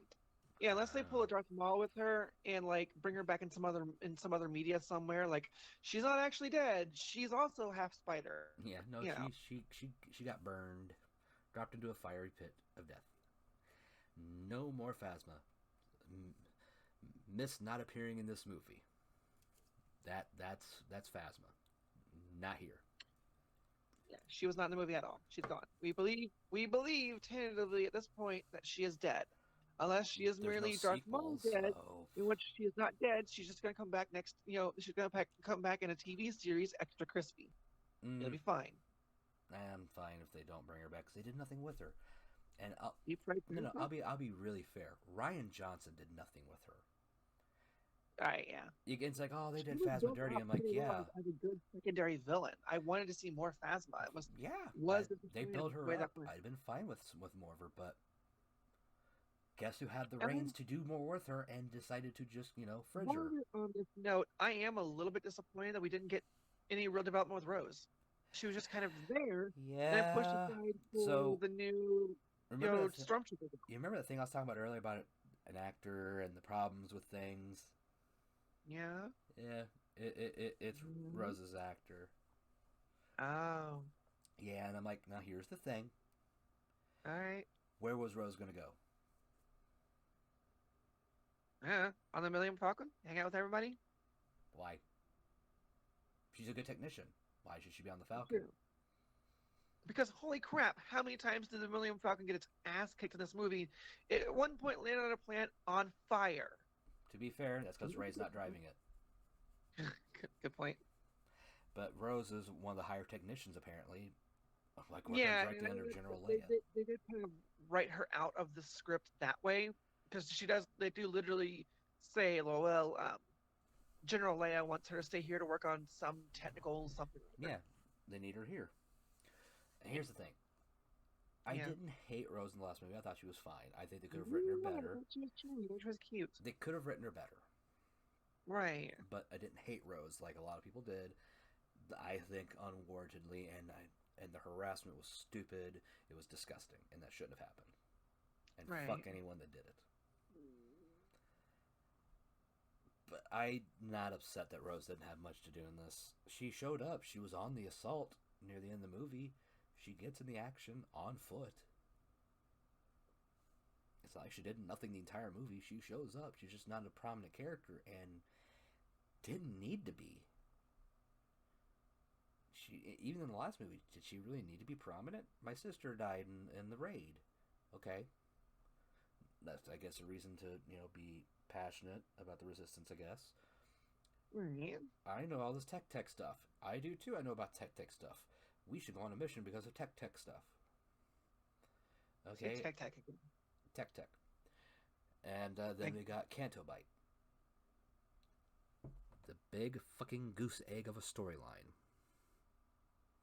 As in, all right, for those of you who don't know, fucking this point. man has a long-lasting, very well-established, burning hatred for all things Canto Bite. I have a burning hatred for fucking plot cul-de-sacs that waste my time extensively. And then everyone's like, oh, it's a great movie. It's the best Star Wars movie. And it has an entire fucking segment, an entire B-plot that means nothing. I reiterate, it does nothing aside from, did you know people that sell weapons are bad guys? They sell to the bad guys and to the good guys. What do you think about that? Isn't that something important to think about when it comes to war? We live in the fucking United States. Of course we see this shit all the time. You act like we don't know this. War never changes. It just gets more expensive. There you go. And more profitable for the right assholes. And it's like, oh, we're going to free these animals. What about the fucking kids? Hey, that kid got to play pretend Jedi in the dark at the end of the movie. And still a slave. But actually, the horses ran free. Maybe drop the kids off somewhere while you're running away. At the pool? Like on another planet, since you're hyperspace jumping away. That's what I mean. Rose as a character had nowhere to go. The Gungans kind of watch them. Gungan daycare? Oh, God. There you go. Let's not go into Jar Jar, please. But here's the thing. Rose, the reason she had nowhere to go is because they gave her a nowhere plot in the last movie. There was nothing for her to do. No growth. What was her growth? to stop Finn from sacrificing himself, which would have been a very fucking defining character moment. If he had died, it would have been tragic, and guess what? It would have subverted expectations in a good way. But we get the no and then the kiss. Why? Why did we need that? What was the point? And then the whole don't sacrifice yourself, live for others. Holdo just killed herself 10 minutes ago. At least this movie makes more goddamn sense. Plot point to plot point, beginning to end. It flows so much better. And I'm not sitting watching a fucking O.J. Simpson chase in space for most of the movie with a shit-ticking clock time storyline. This movie gives you 16 hours in universe time. 16 hours. Till Doomsday, essentially. I don't know what the whole timeline was in The Last Jedi, because you can't tell time, because everything just jumps so randomly, and you don't have a good framework. This, I can almost tell, things were happening in parallel to one another, and they led into and out of one another. It kept flowing, like this is 16 hours from, like, once they start that clock. This movie did not feel like it was 2.5 hours long. No, it didn't. The last one felt like 4. I mean, there was a lot going on, and the pacing at times was a little rushed, I guess. Yeah. So much going through, but it was still better paced, and it was still easier to set through than The Last Jedi. Oh god, fuck yeah. I think this is where I think they could have excised a few things, and I think they'd have been fine. They didn't really need to do the whole like we're at these aliens like festival thing that happens every 40 some odd years. Did we need that? Yeah. It was cool. I like seeing more of the universe and the people that inhabit it, but did we need it? No. Mm-hmm. We could have cut that out. It's like, how'd they get the speeders? They're abandoned. And they're taking them across the way. That's it. We stole them from these nice aliens who just asked us what our family names are that we're not comfortable saying right now because screw Grandpa. Well, no, they didn't know at that point. Screw Grandpa. No, she didn't know at that point. You can't say that. All right, true. Yeah. But it does sort of help, I suppose, call back into that. It does, but the problem is we're looking at pacing issues here at that point. Yeah, as far as pacing goes, it probably could have been cut. It's like, well, we wouldn't have gotten Lando come back. There's ways to bring Lando back if we didn't need to have the alien culture thing going on. Right. We didn't need... It was neat. It was very colorful. It was very interesting. Yeah. It was a wonderful bit of world building, but it does make the pace sag a little bit right there. Yeah. But still, wonderful bit of world building. Yeah, they could have brought Lando in another way though. I mean, we knew the moment that person comes out with the cane and everything, we knew who was Lando. There was no way around that. We know he's in the movie, and it's like we haven't seen him yet. It's Lando. Mask and all, because they're doing the same thing kind of with Return of the Jedi, where he's like in disguise.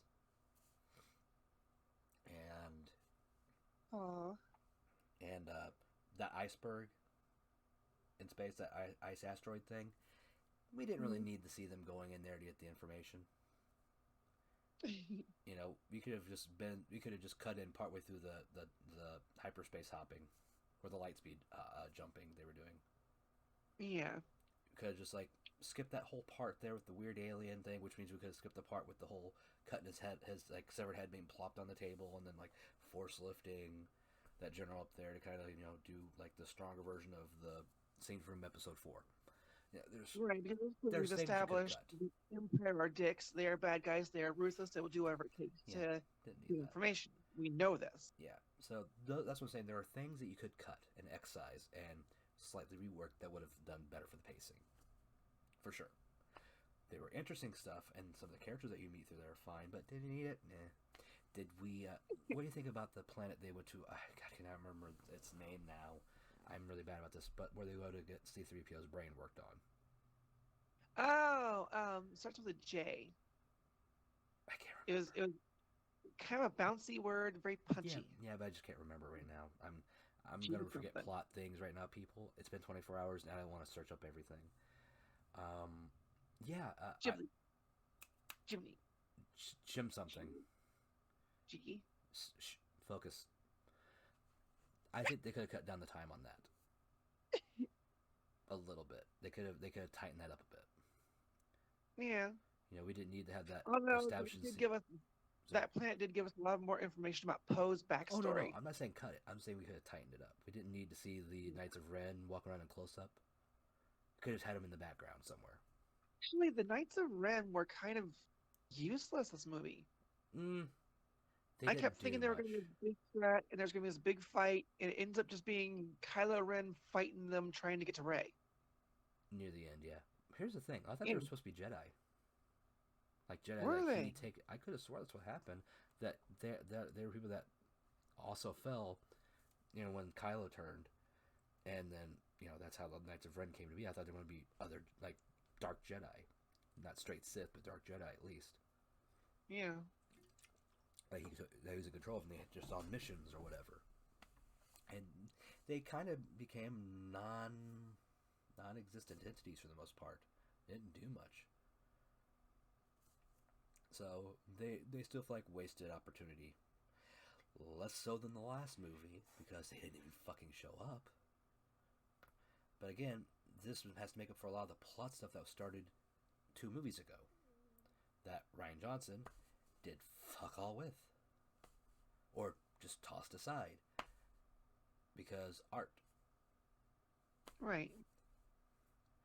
It's like, how about just common sense and good pacing and plotting and writing and being fucking competent? Again, I heard Knives Out's good. I want to see it. I'm not saying Rian Johnson's a terrible director or writer in general. I'm not seeing any of his other movies, I don't think, outside of The Last Jedi. I just say he sucks at doing Star Wars movies. Plan shit out from beginning to end on your own trilogy, buddy. If they're still Right. if they're still letting him do one. So this had to wrap up a lot. So that's why a lot of things feel half-assed, left out, or really like they're crushing so much in there. I don't think we needed. I think we could have excised some of the stuff here. Like we didn't need to go to that planet to have C-3PO's brain worked on. I think we could have gone without that. Right. Especially when okay. So here's what happens, everyone. We go to the point where they're on that planet that we were talking about earlier with all the aliens, and they're hunting this Sith waypoint finder or whatever it was. It's kind of like a Sith, similar like a Sith holocron kind of thing, but it's a locator. When we first saw it, we both said Sith holocron. It's similar. It's basically one of 2 items. There's 2 of them that Palpatine made that lead to Exegol. Testicle. Stop. To Exegol. There's 2 of them, and they were trying to find the second one because Kylo had the first, which he finds at the beginning of the movie, like literally right at the go. And so they're looking for it, and they end up finding it. C-3PO can understand. Well, no, they don't find it. I'm sorry. They find it later. I'm sorry. I'm an idiot. They were looking for it, but the last clue Luke had gagged, because he was looking too, was on this planet, and they were chasing a certain person. He was a bounty hunter or a Jedi hunter or something. And it turns out there's a knife that they have, a dagger or a knife that had. I think you just called him a Sith loyalist. Yeah, but what I'm saying is, he was. But he had this like knife, this dagger that had runes written on it. It was in Sith, but C-3PO can understand it, but it is illegal for him to speak it. There was some kind of law passed that wouldn't allow droids to do it. I don't know how that works, considering there's no more Republic, apparently. Does the law still hold if there's no Republic? Is the Republic gone? It's kind of still left up. I don't know if it's completely dead. I know the seat of the New Republic was wiped, apparently, in The Force Awakens, but again, something that's kind of left hanging. But at any rate, so 3PO can't speak it, so you gotta take him to this planet to get worked on by this, like, what was it, black market droid mechanic. I forget the whole thing. Yeah. What his actual title was, but they have to go to this planet to do that. And this little, like, itty bitty guy is almost like Baby Yoda-ish, an adorable level, I guess. Here he is. Yeah, he was fun. Gets in there, and to do this, they have to wipe 3PO's memory. And it was like, well, people talking is like, well, R2, what about R2 having a backup of your memory? R2's stuff is all shoddy and everything. There's no reason to even worry about that. No, like it can't be trusted. His memory banks.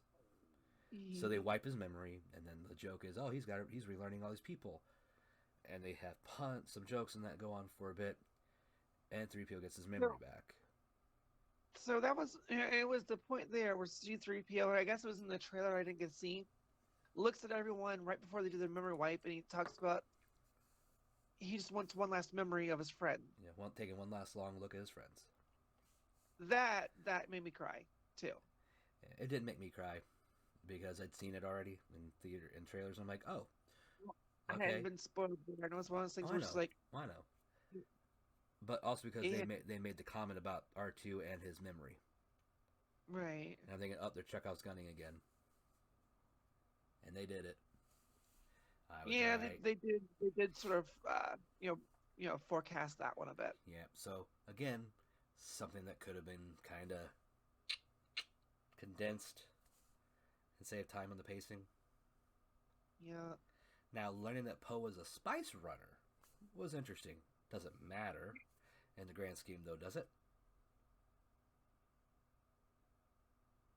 I mean, did it do anything? Let's have him just explain, how does he know how to hotwire stuff? How does he know to do some of this other shit that he knows how to do? It explained a bit of his backstory. It made him feel a bit more like a part of the universe, not just a random new pilot that keeps getting all this stuff. Now it's like, okay, you're now firmly established as the scoundrel type character. He's just Han Solo. Yeah. That's it. He's just Han Solo at that point. And that's what I'm saying. The spice runner thing didn't add anything. I could say if he was a smuggler, cool. I mean, it just doesn't add anything. It's a mild explanation at best, and it drags things down a little bit. Like the whole thing with him flirting with that one former crew member goes nowhere. She shows up. How did she escape the plant being blown up anyway? I don't know. Yeah. Again, like I said, the plot has problems. And that's one of them is like, how does this person survive this and get here? I don't know. The Force. It can do anything. They say so in the movie.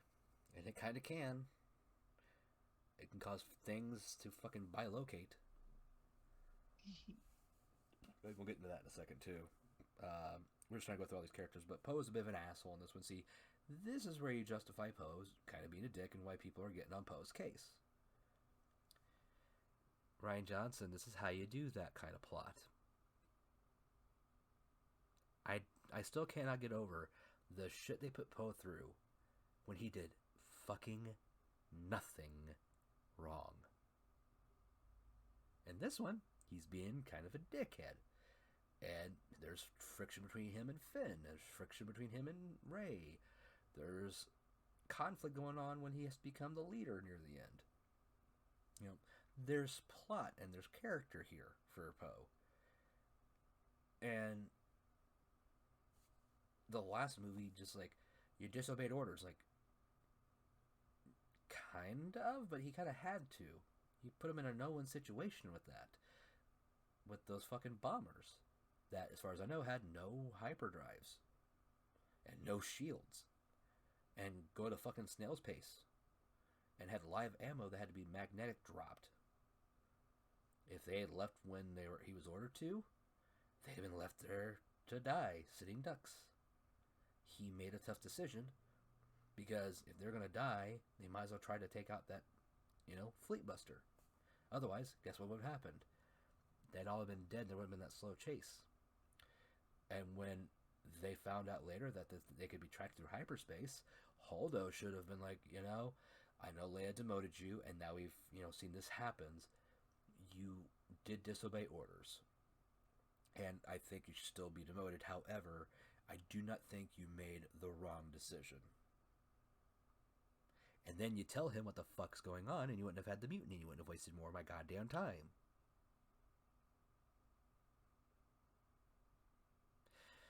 Hmm. And that's Just ending. and that's what I hate about the Last Jedi, and why I'm more forgiving in this movie of its shortcomings. It's not wasting my time and telling me that it's a great movie and it's some epic.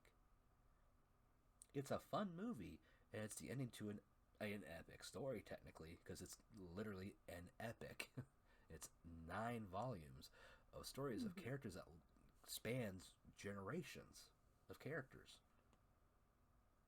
I mean, at least 3 generations, from Palpatine to Anakin to Luke and Leia to Rey and Ben. There's multiple generations here, and I mean it ties into the overarching theme of legacy and family that has been the continuous themes from Star Wars from beginning to end.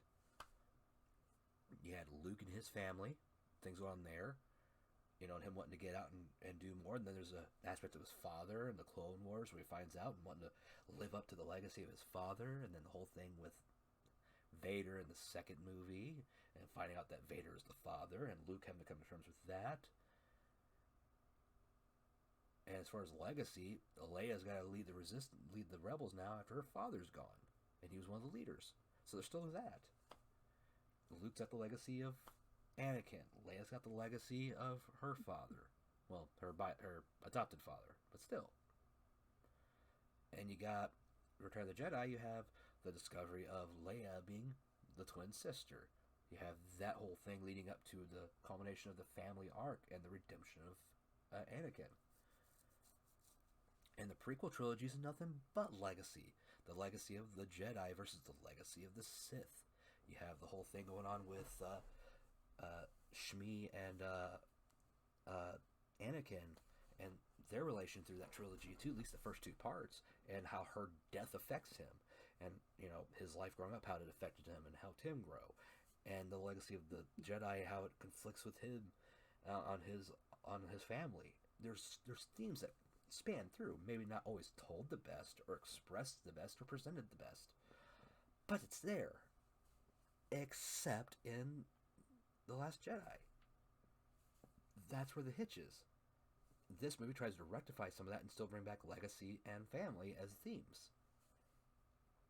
A bit, ham-fistedly, honestly, but It's still a good run. it still fits in with the rest of the fucking canon, the main canon of the 9 movies, and the the whole thematic storytelling that's been going on.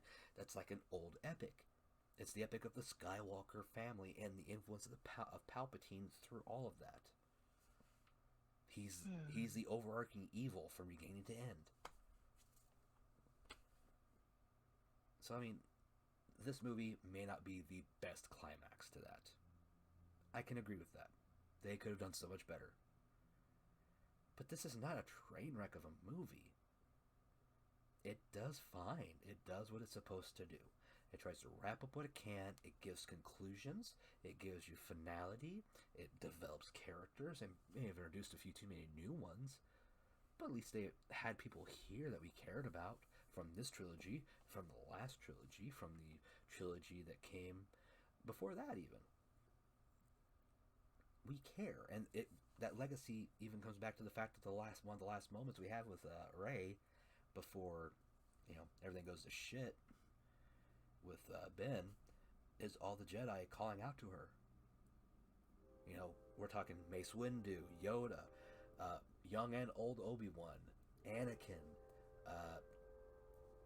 Qui-Gon, Ahsoka, all of them calling out from the Force to her, where she is all of the Jedi. She is the legacy left behind. She is the beginning of what's to come, or maybe the She's end, the new train.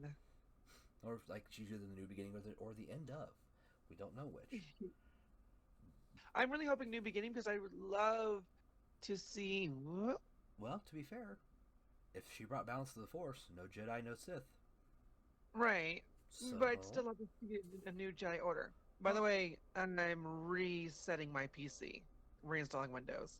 oh boy. Yeah, this Bork was that freaking bad. Sorry, I was quiet there for a bit, but yeah, I'm pretty much Well, going through and going, okay, do this, do. I was going on a long Uh, thing, so it's fine. Right.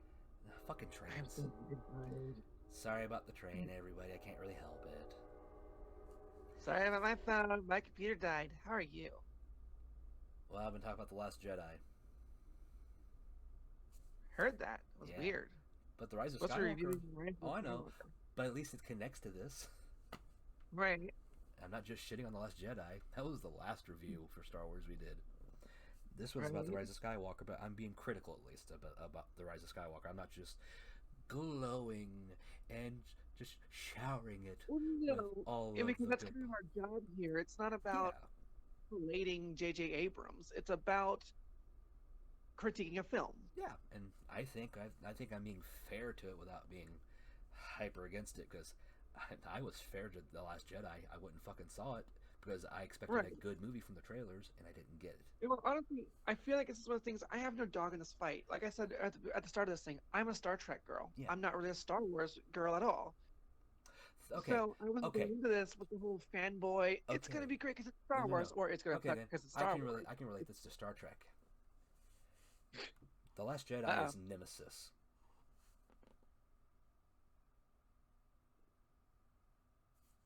It's Star Trek Nemesis. All right. It fucks a lot of stuff up. It's insurrection. It's Final Frontier. It's All right. So it is all these bad Star Trek movies that did nothing, that's the added problem nothing, where took I get to away. be too fangirly because I didn't mind Insurrection and I didn't mind Why didn't you Nemesis. wait? How did you not mind Insurrection? That was awful. Because again, I'm a freaking fangirl. All right. Because Star Trek is my jam. It's one of Because I mine grew up too. watching that shit. I was watching the original series. I grew up with Kirk and all them. I didn't even start with TNG. I started with the originals on VHS, and I started with the movies first. Even I was Yeah, watching the so with motion. everything, I did start off with TNG. So like Picard was my original captain. We're way off track now. Well, no, I'm trying to give you the comparison of what the dog in the race is for me for Star Wars, but I also have with Star Right. Trek because I hated Into All Darkness too. I right. didn't All like right. it. I did not like Into Darkness. I reviewed that too. So that's what I'm getting at is just what it means to me when it comes to The Last Jedi versus this. It's taking a not so good movie, or outright just bad movie, in my opinion, to one that's All just right. okay. It's like give me Search for Spock. I like Search for Spock. It's fine. It's not the best. It's not Wrath of Khan. But I like Search for Spock. I'll watch it. It's got Christopher Lloyd as a Klingon. I'm in on that. Actually, yeah, Christopher Lloyd as a Klingon was pretty good. I love Christopher Lloyd. But He's believable. Rise of Skywalker is kind of like that. Hey.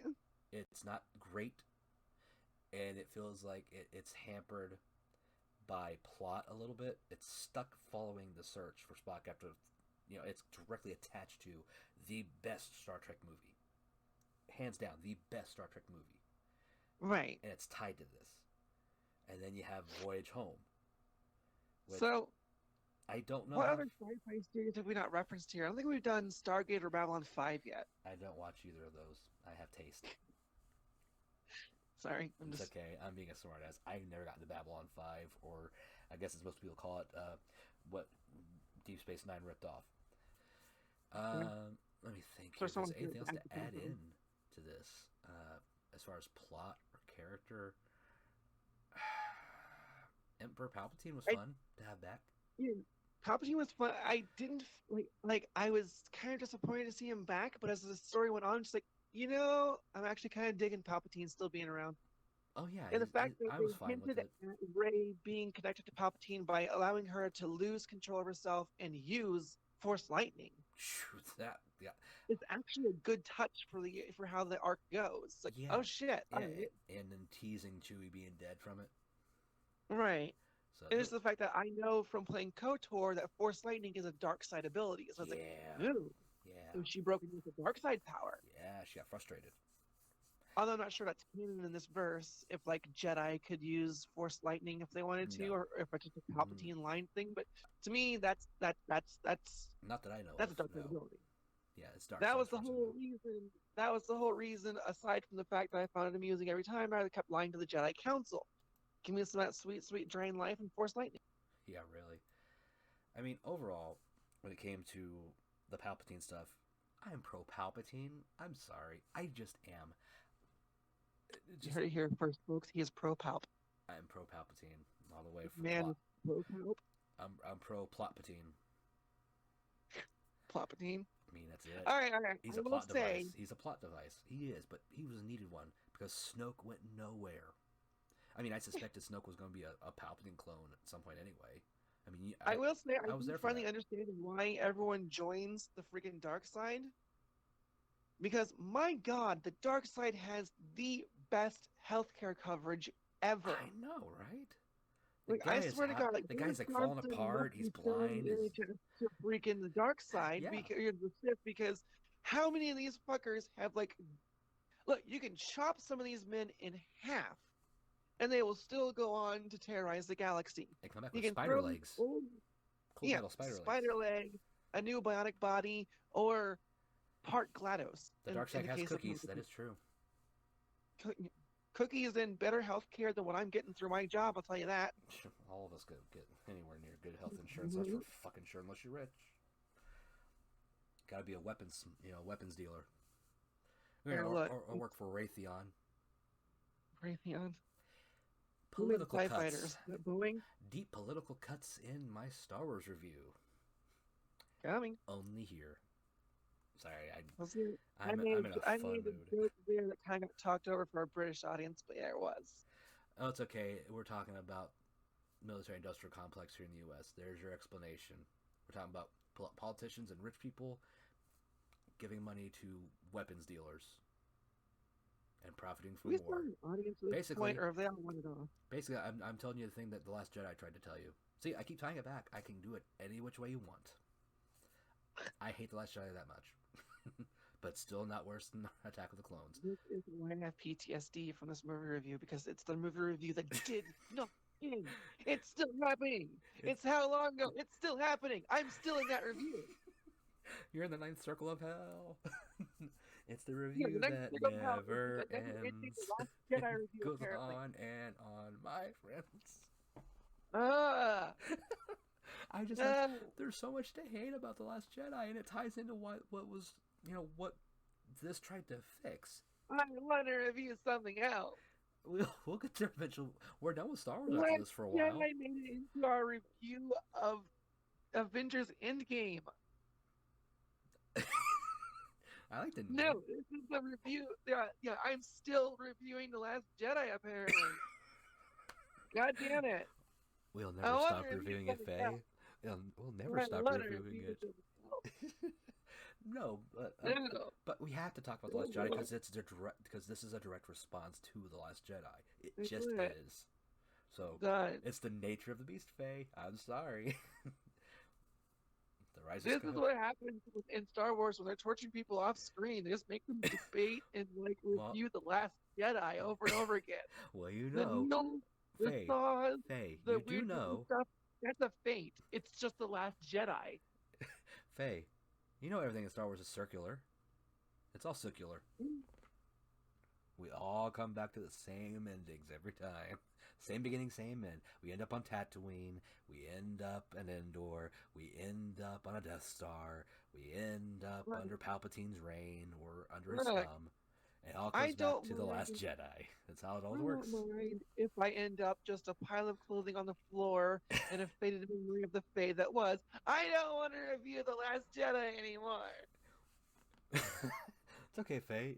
There's only one way around it. I want to join the Force to not have to review The Last Jedi anymore. I'm going to hang out with Yoda. There's only one way out of this, Faye. There's only one way out. Chewbacca's sad cry face because he's the goodest boy. No, there's only one way out of this. That is to strike me down with all of your hatred. Motherfucker, you better lock your goddamn door. I'm fucking coming. I am coming. You'll be here by tomorrow. It'll take you that long to walk here. Where is it? Where's my dagger?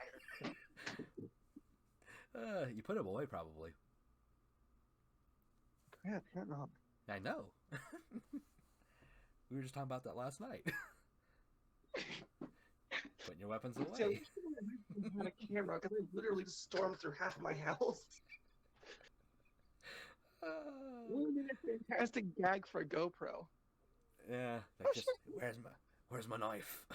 Here's my knife. I found it. Just channeling Hey, your check it. Australian. Oh god. Anyway, I don't. Is there anything else we need to talk about with the spoiler stuff? I mean, Palpatine. You know what? Okay, there is something we have to talk about still, and that is the final order. So you know the first order? Well, that was just the first order, the first like uh uh what the first what's it called? What's a small group of something of a greater army? Uh, fuck. Huh? Brain What are brain we not. doing? Oh, when you have a small segment of a larger army going out. Like a trooper platoon? No. When it's called when you send a small segment out ahead of Expeditionary. time. I forget what it's called. Like a scouting group or an expeditionary force? Something like that. Reconnaissance almost, Yeah. but not really. Like it's not this first group, this first order, but it was only the smallest segment of this massive army that's on Exegol that the Emperor just like raises out with his force powers that his followers have been there for decades. These Imperial soldiers, I guess, have been living there and breeding there for decades and raising new kids. Or this is where all those kids were going. The first order was getting them and sending them back to Snoke, and it was just going here. Huh? Pay attention. What? I'm talking about the first order, the last order, and where the kids were going that they kept abducting, possibly, and why the Emperor had these people running these ships. How he could. Kids were going to raise ponies on Ewok. We learned that, or Indoor.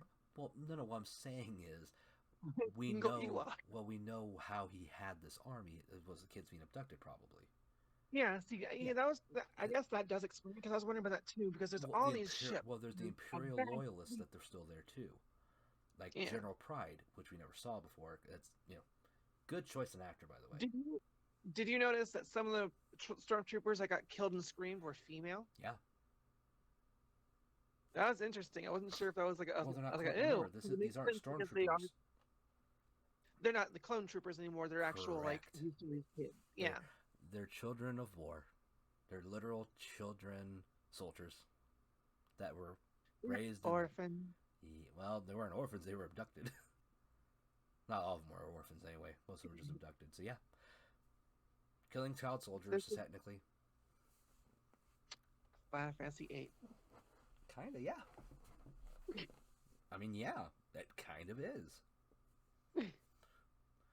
So, all in all, the Emperor's plot was basically send this first contingent out, test things out, get the resources, that he'd been building up over time anyway, apparently, and then like all this abduction and everything going on to fuel this final order, this massive fleet of Star Destroyers that have Planet Buster cannons on them.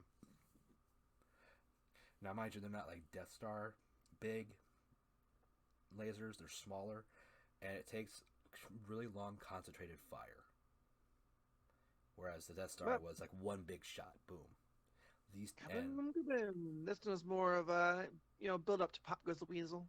Kinda. You can really see the Return of the Jedi parallels. Yeah. Another planet destroying countdown clock thing. But man, the Emperor was badass in this. He actually was, yeah. That Force lightning, that's when he starts regenerating. Down an entire fleet with Force lightning by itself. I know, and that's the thing. He's such a powerful entity. He is, without a doubt, the greatest Sith Lord because he. I mean, look at his plan. His plan worked. This long gambit. He was able to rip control and just clutch it in his hands. Both pre-Empire and then post-Empire, and even then was still from the shadows, guiding the dark forces behind the scenes. Again, he's a mastermind. So so all 9 movies really are Palpatine's plot. In a way, yeah. Yeah, it's the Palpatine's plot and the Skywalker strife. Pretty much, yeah. And now there's no Skywalkers technically. All of them are dead.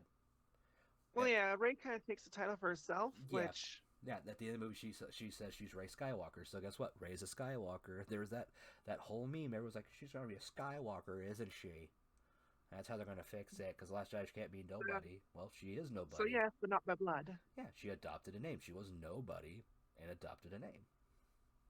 She just chose not to adopt a name that was being pushed on her by her blood. And she trained under two different Jedi Masters, technically. The twins, because they were, well, Leia wasn't a master, to be fair, but I she was was gonna trained. say, yeah, But she this was is probably a trained. bit much. Yeah. Because she gave up the training and stopped because she had a vision that showed that it would lead to the death of her child if she kept going. I mean, it kind of does anyway, but Right. but it was his own choice to do so. It wasn't her actions that led to it. So, are we about done with this review? I think we're wrapping up. Yeah. All right. Don't think Because there's I would like to talk about because this is not going to be the last Star Wars movie. no. I think interesting discussion This we is the had last would of be this. what new movies to do from here. Here's the thing. Rian Johnson is a trilogy apparently still.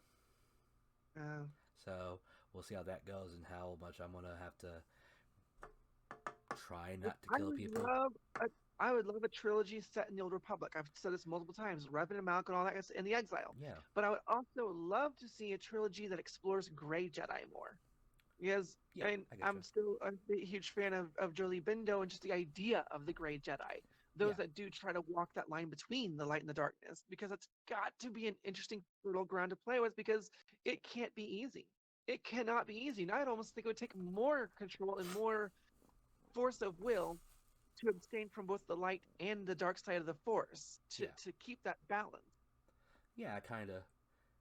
Also, because Jolie Bindo made me laugh a lot, and I miss that guy. Yeah, but we can't have Samuel L. Jackson play Jolie Bendo though. Sorry. We could have a motherfuckerly Jedi. Have what? A motherfuckerly Jedi. We did already. It's called Mace Windu. Yeah, he So was a I'm saying we motherfuckerly. can't have him do it again.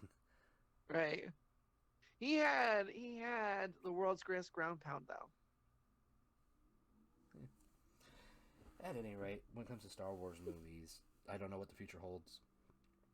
I think from here, we could go up or down. Right, because we could go into the future with the Yuuzhan Vong. We could go back Nope. and visit the Old Republic. How? What would be the point going to use on Vong now? And we Well- can't because they're not connected to the canon anymore. Well, there's new ways to connect things and shit. But we're not going to be continuing with Rey, and then if we're going to the future from here, there'll be no point to use on Vong. I mean, everybody's got not that many Force people right now. Even still, looking at decades later, or hundreds of years later, even centuries, I don't think it would work as well. You might be right there. Yeah, I mean, I don't know if we can go forward, explore in the past. I wouldn't mind seeing like the hyperspace war stuff explored. Yeah. During the earliest years of the Jedi. I haven't seen any Mandalorian yet, but the Mandalorians, heard from good what I things. understood from KOTOR, were fascinating. Oh yeah, because they're very Klingon. They're very Klingon. Yeah. They're very TNG So I think- Klingon. Let's be fair. But So depending on how that goes, that could give us fertile ground for new movies, that kind of thing. well, we I already need to we see already have the more Mandalorian right movies. now, Yeah, and I need to it's- see it. I really do. I've heard it's good. I've 'Cause not seen it. Yeah, I've heard good things too, and it's a subject I'm very interested in, so I'd love to see it. But I don't have Disney Plus. I'm fine not getting Disney Plus. They don't have the Ewok movies. All right, so if they put the Ewok movies out there, would you consider getting Disney Plus? No, I'm just saying they don't have them. That's lame. There's a whole Christmas special and everything. Holiday, not Christmas. There's a whole holiday special and everything. Yeah, because it came around on Thanksgiving There's a actually. Kwanzaa special. It's great. And a Yeah. Kwanzaa special. They just kept making them. It was weird. There was a Yule special. It was quite a thing. Yeah, that's okay. We can ignore. I am really sleepy We're right fine now. I have ignoring no the idea what I'm holiday talking about. special. We can ignore the holiday special. The Ewok movies are at least okay. One of the Ewok movies is okay. The other one's really fucking depressing. But I'll take Caravan of Courage any day. Yeah. It's stupid fun. But yeah. And therein does life and value. let's get back to the Rise of Skywalker real quick so we finish this up. We've been going for a while, Right. both on live stream and here for the YouTube audience. Right. All in all, The Rise of Skywalker is a solid movie with problems, both in pacing and being a bit overbloated and trying to course correct a little too hard. So it doesn't fall flat, in my opinion, but it does falter in certain ways. It does leave a few things unanswered or just kind of not answered well, and it wraps up a few things relatively nice. It's not the most perfect bow. It's like when I wrap a present. Sometimes I can do it really well. Other times it doesn't come off all that great. It's competent in what it does. And if I do it, it's the last possible second and slap together as quickly and as badly as I possibly can, just to make it passable. So it's Last Jedi. Oh my god. I told you I can keep coming back. That was your fault. You led into that. I am done reviewing The Last Jedi. But what I'm saying is, The Rise of Skywalker, I think, is a fine enough ending to this trilogy. Not the best. We could have had better, but that's because we didn't have a continuous story and plot from beginning to end in this trilogy. There wasn't enough cohesion. And I don't know who to blame for that. I've heard that Abrams had made his movie and left notes and stuff on where things were supposed to kind of lead to going, that he was going to leave behind for Rian Johnson, and then Johnson apparently looks at it and pulls a Luke and then does his own thing. April, you're watching the live stream right now, aren't you? Who? I just got a message from April that just said The Last Jedi and a bunch of exclamation points. She is watching the live stream right now and trolling me. Frigga Wolf, probably, right? I don't know. Are you Frigga Wolf? Because that's the one that says Fae has a vibrator. Yeah, that would be April. Yep, she just said yes. April. Hi, April. You.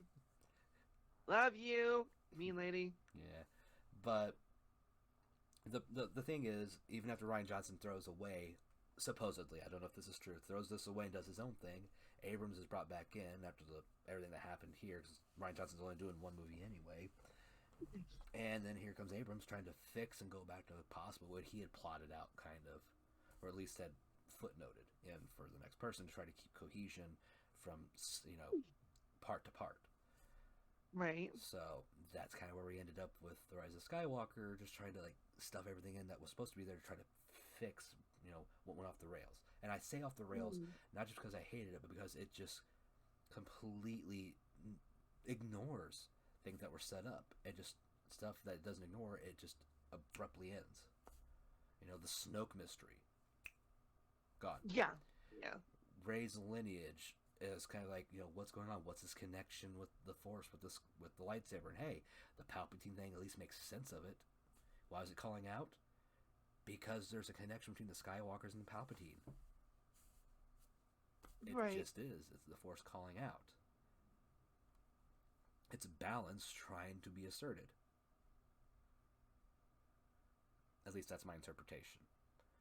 On the other hand, the Matrix running in safe mode. Yeah. On the other hand, if there was no plot or anything left over by Abrams, then Johnson was just doing his own thing because that's kind of what was there. There was no plotting this entire trilogy out. There was no. Why did they switch directors for the second movie anyway? Was that like a planned thing, or just to be fair, Empire had a different director too.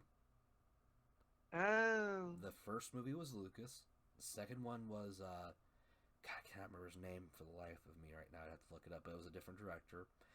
And even Return had a different director. But Lucas had to step in and help with that because he was inexperienced. The other director was not Lucas. So the only time there was consistent, directing, as it were, for the Star Wars series was the prequels. Okay, then question for you real quick before we start wrapping up on Rise of Skywalker fully. The status of my PC is resetting at 89%. What's up? What is your opinion as far as ranking the trilogies? The original, the prequel, and the sequel trilogies. How would you rank them? Because this is a point of contention right now.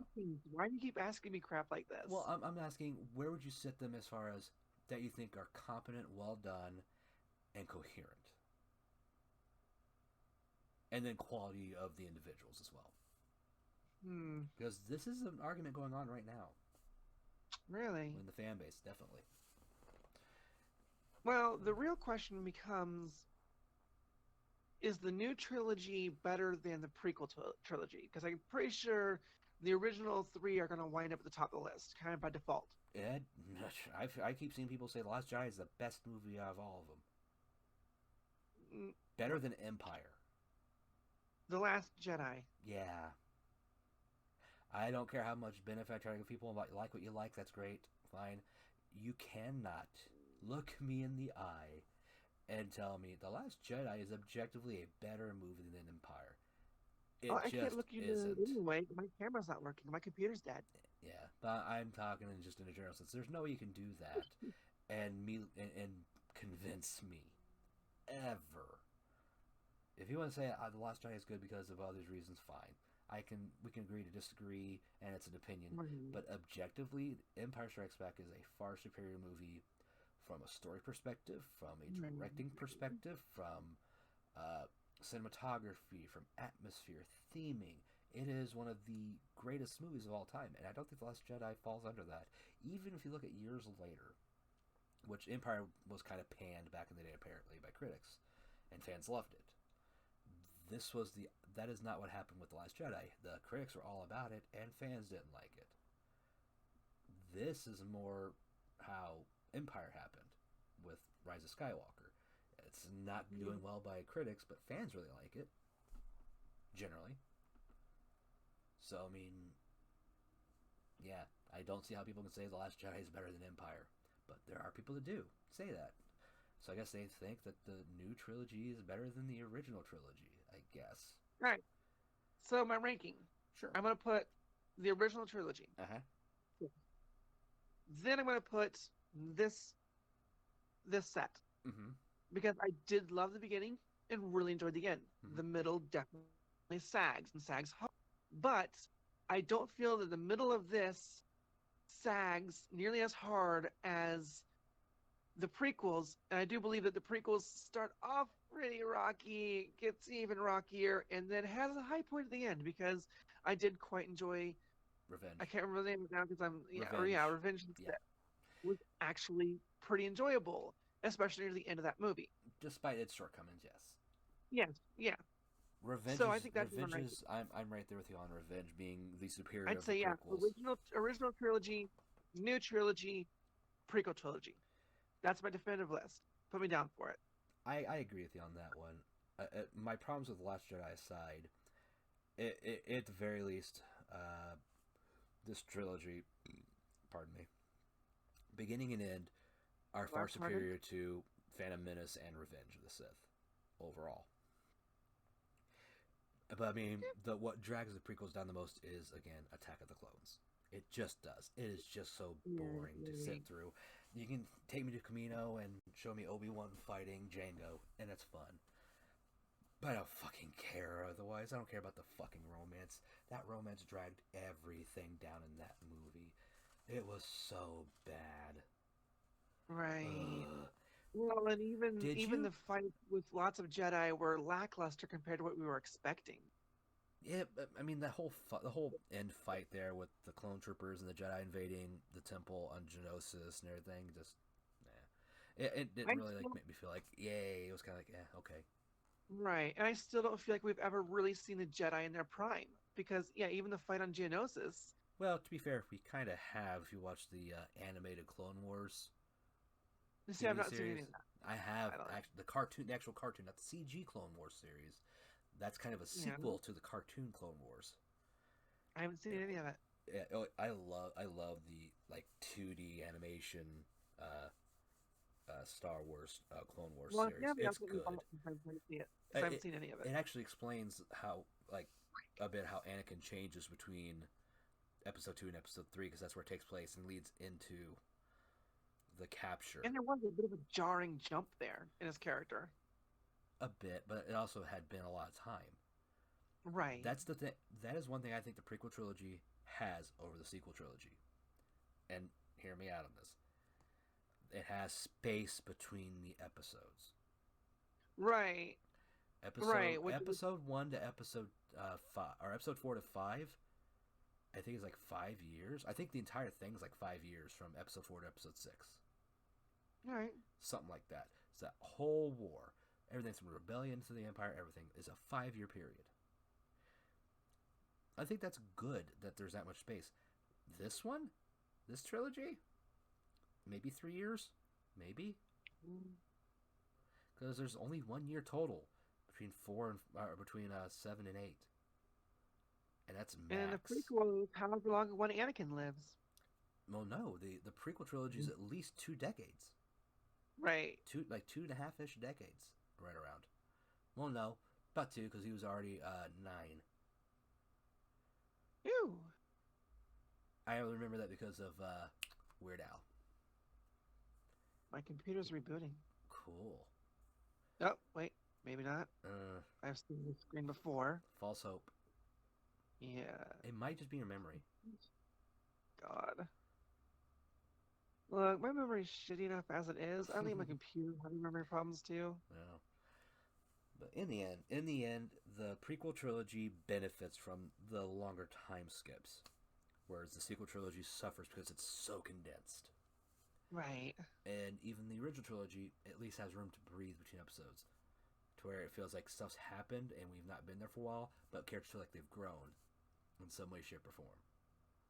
Yeah. And that's important for plotting out a story like this, or even all of them together. They span decades in total. 30, 40 years? That's a lot. Right. But when out of that 3 to 4 decade period, your final trilogy takes up not even an eighth of that, that's rough. And that's a lot of story condensed. Say what? Getting to the end of it, your official ranking is? Well, same as yours. I still think this trilogy is better than the prequels. Alright. But there are parts I enjoy more about the prequels in total than I do something like The Last Jedi, for instance. But The Last Jedi, I'm saying this for a reason, but The Last Jedi being worse than those two in certain ways, because I definitely rank The Last Jedi below Revenge of the Sith, officially. It is worse. It is the third worst Star Wars movie to me. If from worst to best, just out of my bottom 3, it's Attack of the Clones is the worst. Phantom Menace is right above that because it's so goddamn childish that it hurt a lot of the franchise's goodwill going forward, and it's caused a lot of problems since then. Fucking midichlorians. Anyone? I was hoping you'd make the midichlorian jokes. That wasn't a joke. It was just a comment. And then you have Last Jedi, which was just fucking awful as a movie to me, as far as a Star Wars movie. And then going beyond that, Revenge of the Sith is still better than The Last Jedi. I think this is better than Revenge of the Sith. I think it's about tied with Return of the Jedi for me. It's in a 4th, 5th place switch over those two. Kind of battling it out. And then The Force Awakens, A New Hope, and Empire being at the top. I really enjoyed The Force Awakens. I liked The Force Awakens. I did like it. And it's like, it played it safe. I'm like, yeah, but it kind of had to. Did you watch the prequels? Right. I really thoroughly enjoyed it. I mean, it was what it needed to be. Yeah. It was a stepping back into the series. Hey, these are the old characters. Hey, these are the new characters. This is Star Wars. Yeah. You know? The Force Awakens was a reaction to the prequels. It just was. Just like this was a reaction to The Last Jedi. It was just that. It had to be what it needed to be. And this, to me, was what it needed to be. Mostly. It could have done better. I think with some fat trimming, and if we hadn't had the fucking, pit that was Episode 8, as far as plot and character development, then I think this would have been better. I think the trilogy as a whole would have done better. Yeah. It is so inconsistent. And it would have been nice to have taken this movie and split it in half. And had the first half be Episode the middle 8. movie. Yeah. And then given basically the two halves of this movie time to really flesh themselves out and be fully explored. Right. I think could have done it a little really good. Because honestly, you could have had the whole bit with the memory wipe and Poe's backstory and all that happening on its own movie. I think we could have done without the memory wipe. It was pointless. I still think there's further ground there to explore. Not really, because they'd already done it once. Well, they'd already done it once. He had to re-meet R2. He had to re-meet Obi-Wan. He had to re-meet I'm not Anakin focusing and so them. much on C-3PO and or or his character development. It's actually more um, Poe's character development and more the backstory there and kind of how he gets into the position he's in. Kinda, but I think they could have What done makes it without Poe worrying about the Poe? memory wipe. You know, maybe they just had a droid that could read fucking Sith. Well, you could use any MacGuffin to get you there. Yeah, You know, and the MacGuffin was C-3PO. right? As always. Yeah, but I think it was just one of those things where we could have gone about it a different way to get there without having to waste time on the memory thing, and it's just a throwaway plot thread. Hmm. Again, we're looking at trimming the fat.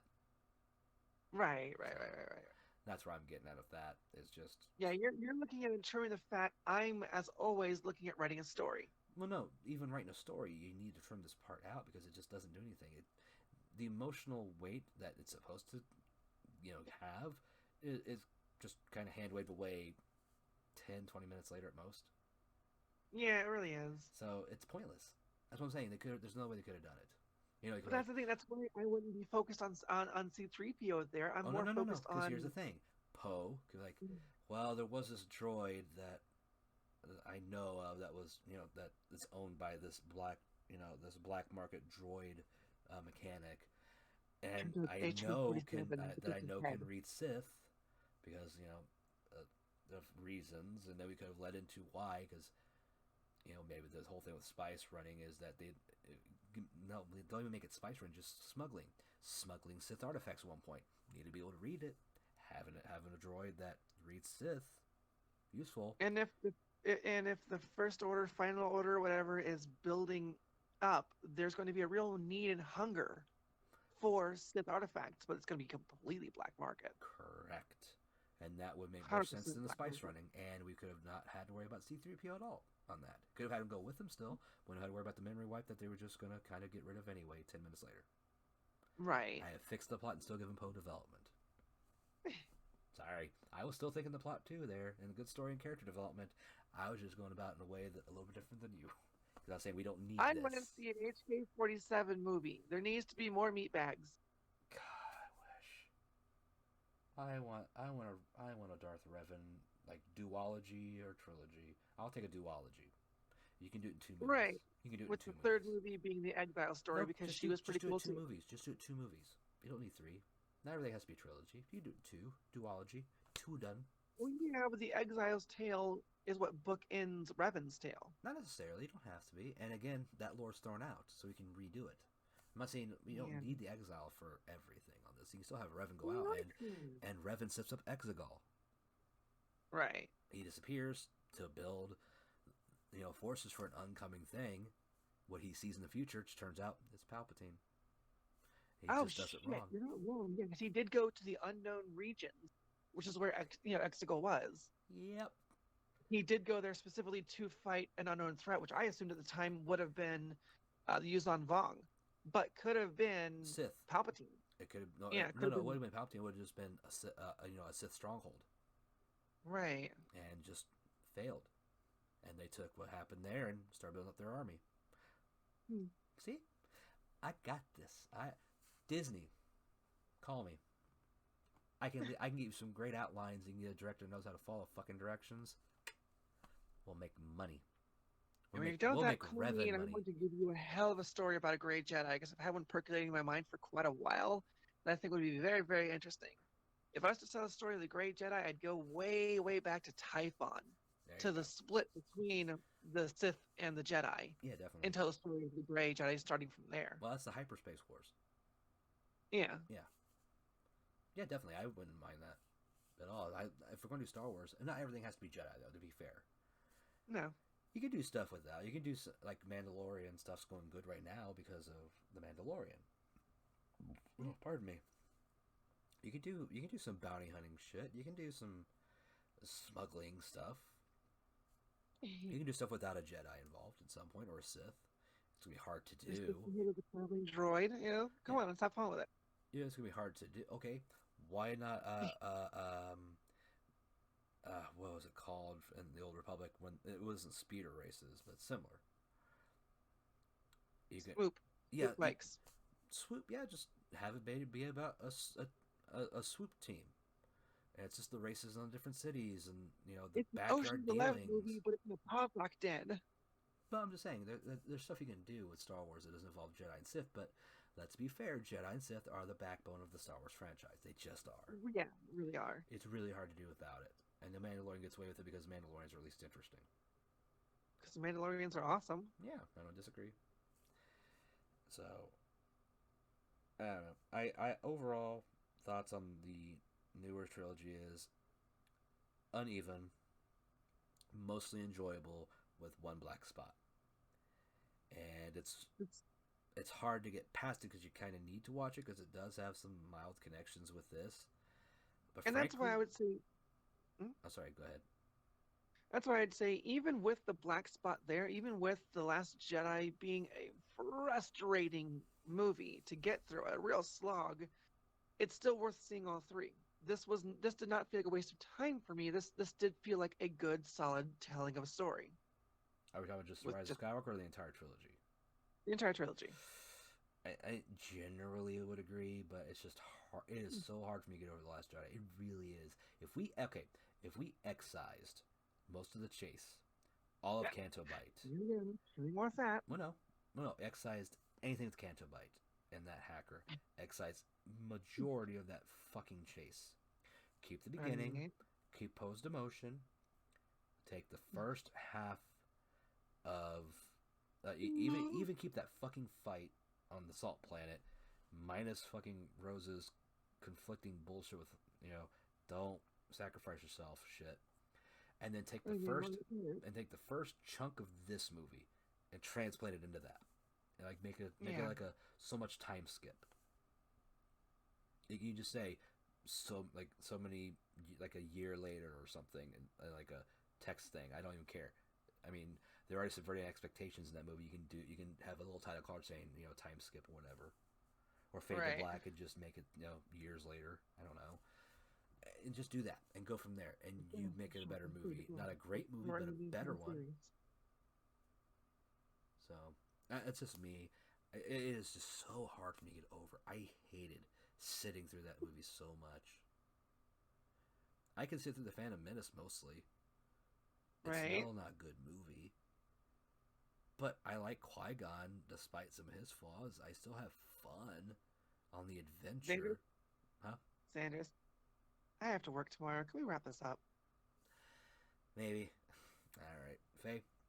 I'll let you go. I'll let you finish off the last of this recommendation. Go see. Don't go see. Go see.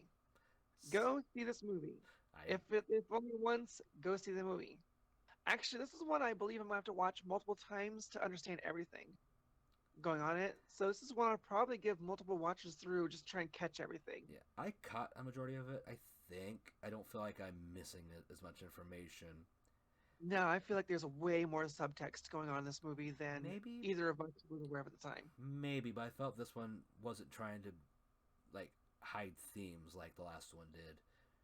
Where this one was very more in your face about things. It's very action packed. It's very kinetic. It's a very kinetic movie. Things are on the go. This plot goes as bloated as it is, and as crowded as it is. It does not reach a snail's pace. It has moments though. It does have its moments where it slows down as needed. Yeah. But it doesn't drag, and I think that's a good thing. It, like you said, doesn't feel like over 2 hours. It really doesn't. So, no, it felt way better than a 2-hour long. Agreed. So I was only aware I'd been sitting that long because my legs were being hurt. It's okay. I'm used to sitting long periods. I stream decently often, and plus, I stand all the time at my job. I like sitting. Yeah, I'm standing, walking constantly at my job too. I give myself like stretch room for my leggies. Yeah, I have some room from stretching out, but I mostly don't unless I kind of start feeling my knees. But yeah, since we don't do the star ratings anymore, we don't have to worry about that. It's just go see, recommended. Yeah. So that's pretty much it for the Reel to Reel Live. So thank you for watching. For those of you on YouTube, don't forget if you haven't already to like, share, subscribe, and to watch more of our stuff, our past reviews. We're trying to get more stuff over onto the channel. As you we're hearing from Faye, there's computer issues now. She just Yep. moved recently, so things are still kind of in flux for her. And Yeah, my entire recording setup is pretty bad. How my computer worked, you guys have been looking at my face and a Christmas tree behind me. there you go. My end has just been it's holiday season, and I haven't had the time to sit down and really record. And there's just been stuff going on all over the place for both of us, so we haven't been able to do anything. So hopefully in the future we'll get more content for you guys on the Roll 42 Productions channel. So don't forget to do that. And hey, while you're doing this, watching this, and maybe commenting down below about how wrong I am about The Last Jedi and how wrong we both are about this movie, why don't you go follow us on Twitch for Faye over here? Twitch.tv/Faye the Wanderer. She would appreciate it when she streams. What do you stream, Yep. Miss Faye? What or when? What? A little bit of everything, really. At the minute, it's mostly been I've done quite a bit of World of Warcraft, a little bit of Stardew Valley, quite a bit of Pokemon lately. Probably gonna start doing Minecraft again. Just whatever happens to start my fancy, whatever I'm playing at the time. Okay. And when do you tend to stream? Well, unfortunately, my schedule is kind of in flux. Tends to be later at night because I tend to work, afternoons and mornings. But until I finally get like a set schedule, it's kind of going to be whenever. But probably closer to to later in the day during the middle of the week because they tend to, for whatever reason, want to give me like Wednesday, Tuesdays Thursday. and Wednesdays off. Yeah. Yeah. Okay. So Yeah, I get you. eventually, I will get into a more permanent position and it won't be as chaotic and weird. But for right now, play it by ear. Fingers you know? crossed, right? Fingers crossed. Follow me on Twitter because I always will tell you on Twitter when I'm about to go live streaming.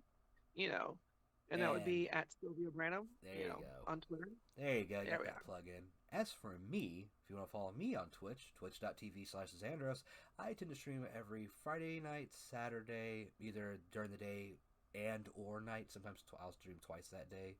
And Sundays I tend to stream once, usually in the afternoon. I haven't been streaming as well the last few weeks because I was getting over being sick, plus holiday prep and everything, so I hadn't had time to stream as much the last few weeks. But Saturday tends to be like my long play, like RPG kind of thing for Saturday streams. At least one of the two that I do usually. Fridays is kind of whatever, or maybe a continuation of the long play. Sundays, again, are kind of whatever. I haven't had anything set. It's just, I'll play, I don't know, Legend of Good. I did a whole series on that for a while. I've been playing a little bit of Trails of Cold Steel lately. I tried Water Arms 3. I didn't like it. I will not be playing that again. Come play Minecraft with me. Minecraft's not my biggest thing, Faye. Plus, I don't have the version you do. Remember? It's got me. Okay, but that doesn't make me want to play a game. It's like saying I'm in it. That doesn't make people want to play games. That makes people want to avoid them. They've been listening to me. I like you. I'd probably play it to hang out with you and be like, look, it's Digital Zandrous. I'm hit him with things. Yeah, most people try to do that. But like I said, Fridays, Saturdays, and Sundays tend to be when I stream. You can follow me on Twitter at Zandrous to know if I'm going to not be streaming. However, for the next 2 weeks, the rest of this entire week, Monday to Friday, plus the Saturday to Friday the next week, so on, up until the 5th, my streaming schedule is completely pretty open. Outside of Christmas and Christmas Eve, pretty much. I'm going to have a more open schedule for streaming. I might even stream with the kids sometime this week, since they're going to be here. Get them involved. I got some games to play in the family, maybe some Mario Kart, maybe some Smash Brothers. I got some options there. Who knows? I still haven't picked, like I said, a consistent Saturday game yet, because I've got a backlog, if you can't tell, right there. That's the PlayStation 4 shelf right there, and then above that is the Switch shelf. And that doesn't even include the PC backlog. And then I have GameCube and PlayStation 2 over here as well, and a 360. So I have some options. Too many. But I will say this, Skies Arcadia is in the future. That's a guarantee. There will be Skies Arcadia at some point on this Twitch channel, and maybe I might archive them onto the main channel. I don't know. Maybe on the YouTube channel. I don't know. But thanks for joining us tonight for this very long review, as we tend to do. It's just this is the unedited version for the most part for the live stream, and for a lot of you guys on YouTube, you're getting a slightly edited. Thank you for joining. We appreciate all of you that have chatted with us, and those of you that are watching and probably commenting below right now. Hooray! So, I love you all. we don't know when the next Reel to Reel is going to be. I don't know what's coming up that everyone's interested. Black Widow, maybe. I'm trying to think what else. Ghostbusters. Yeah, what movie should we do next? I mean, we are, like I said, like Marvel movies tend to be what we're going to do for sure. Like I said, Ghostbusters, I'm seeing. Movie, have we? Say what? We haven't done a DC movie yet, have we? Wonder Woman. We can do Wonder Woman. Like, yeah. What? I'm kind of interested in Wonder Woman 84. I'm definitely interested in it. Yeah. I like the last one. It's not fantastic, but I liked it well enough. I didn't get to see it. I'm not gonna see Birds of Prey. I don't care. I just don't No, care. that is Shannon, my roommate. That is her favorite superhero ever. Is Wonder Woman. Ah, yeah. Yeah. That makes some sense. Right. Yeah. So I guess in the future for Real is gonna be Wonder Woman 84, I could agree to Wonder Ghostbusters, Woman. Afterlife, and Black Widow for the moment. I'm trying to think if there's anything else coming out next year. I don't know. Like, that sounds interesting. We will keep you posted. Yeah, well, I'll have to look through again because I forget what's coming out anymore. There's so much shit. But yeah, join us for the next Real to Real or for any of our content or here on Twitch. So hope to see you soon. Thank you for joining us on YouTube. I'm Zandrous. And I was Faye the Wanderer. And Night. we'll see you guys next time on Rule 42 Productions. Have a good one.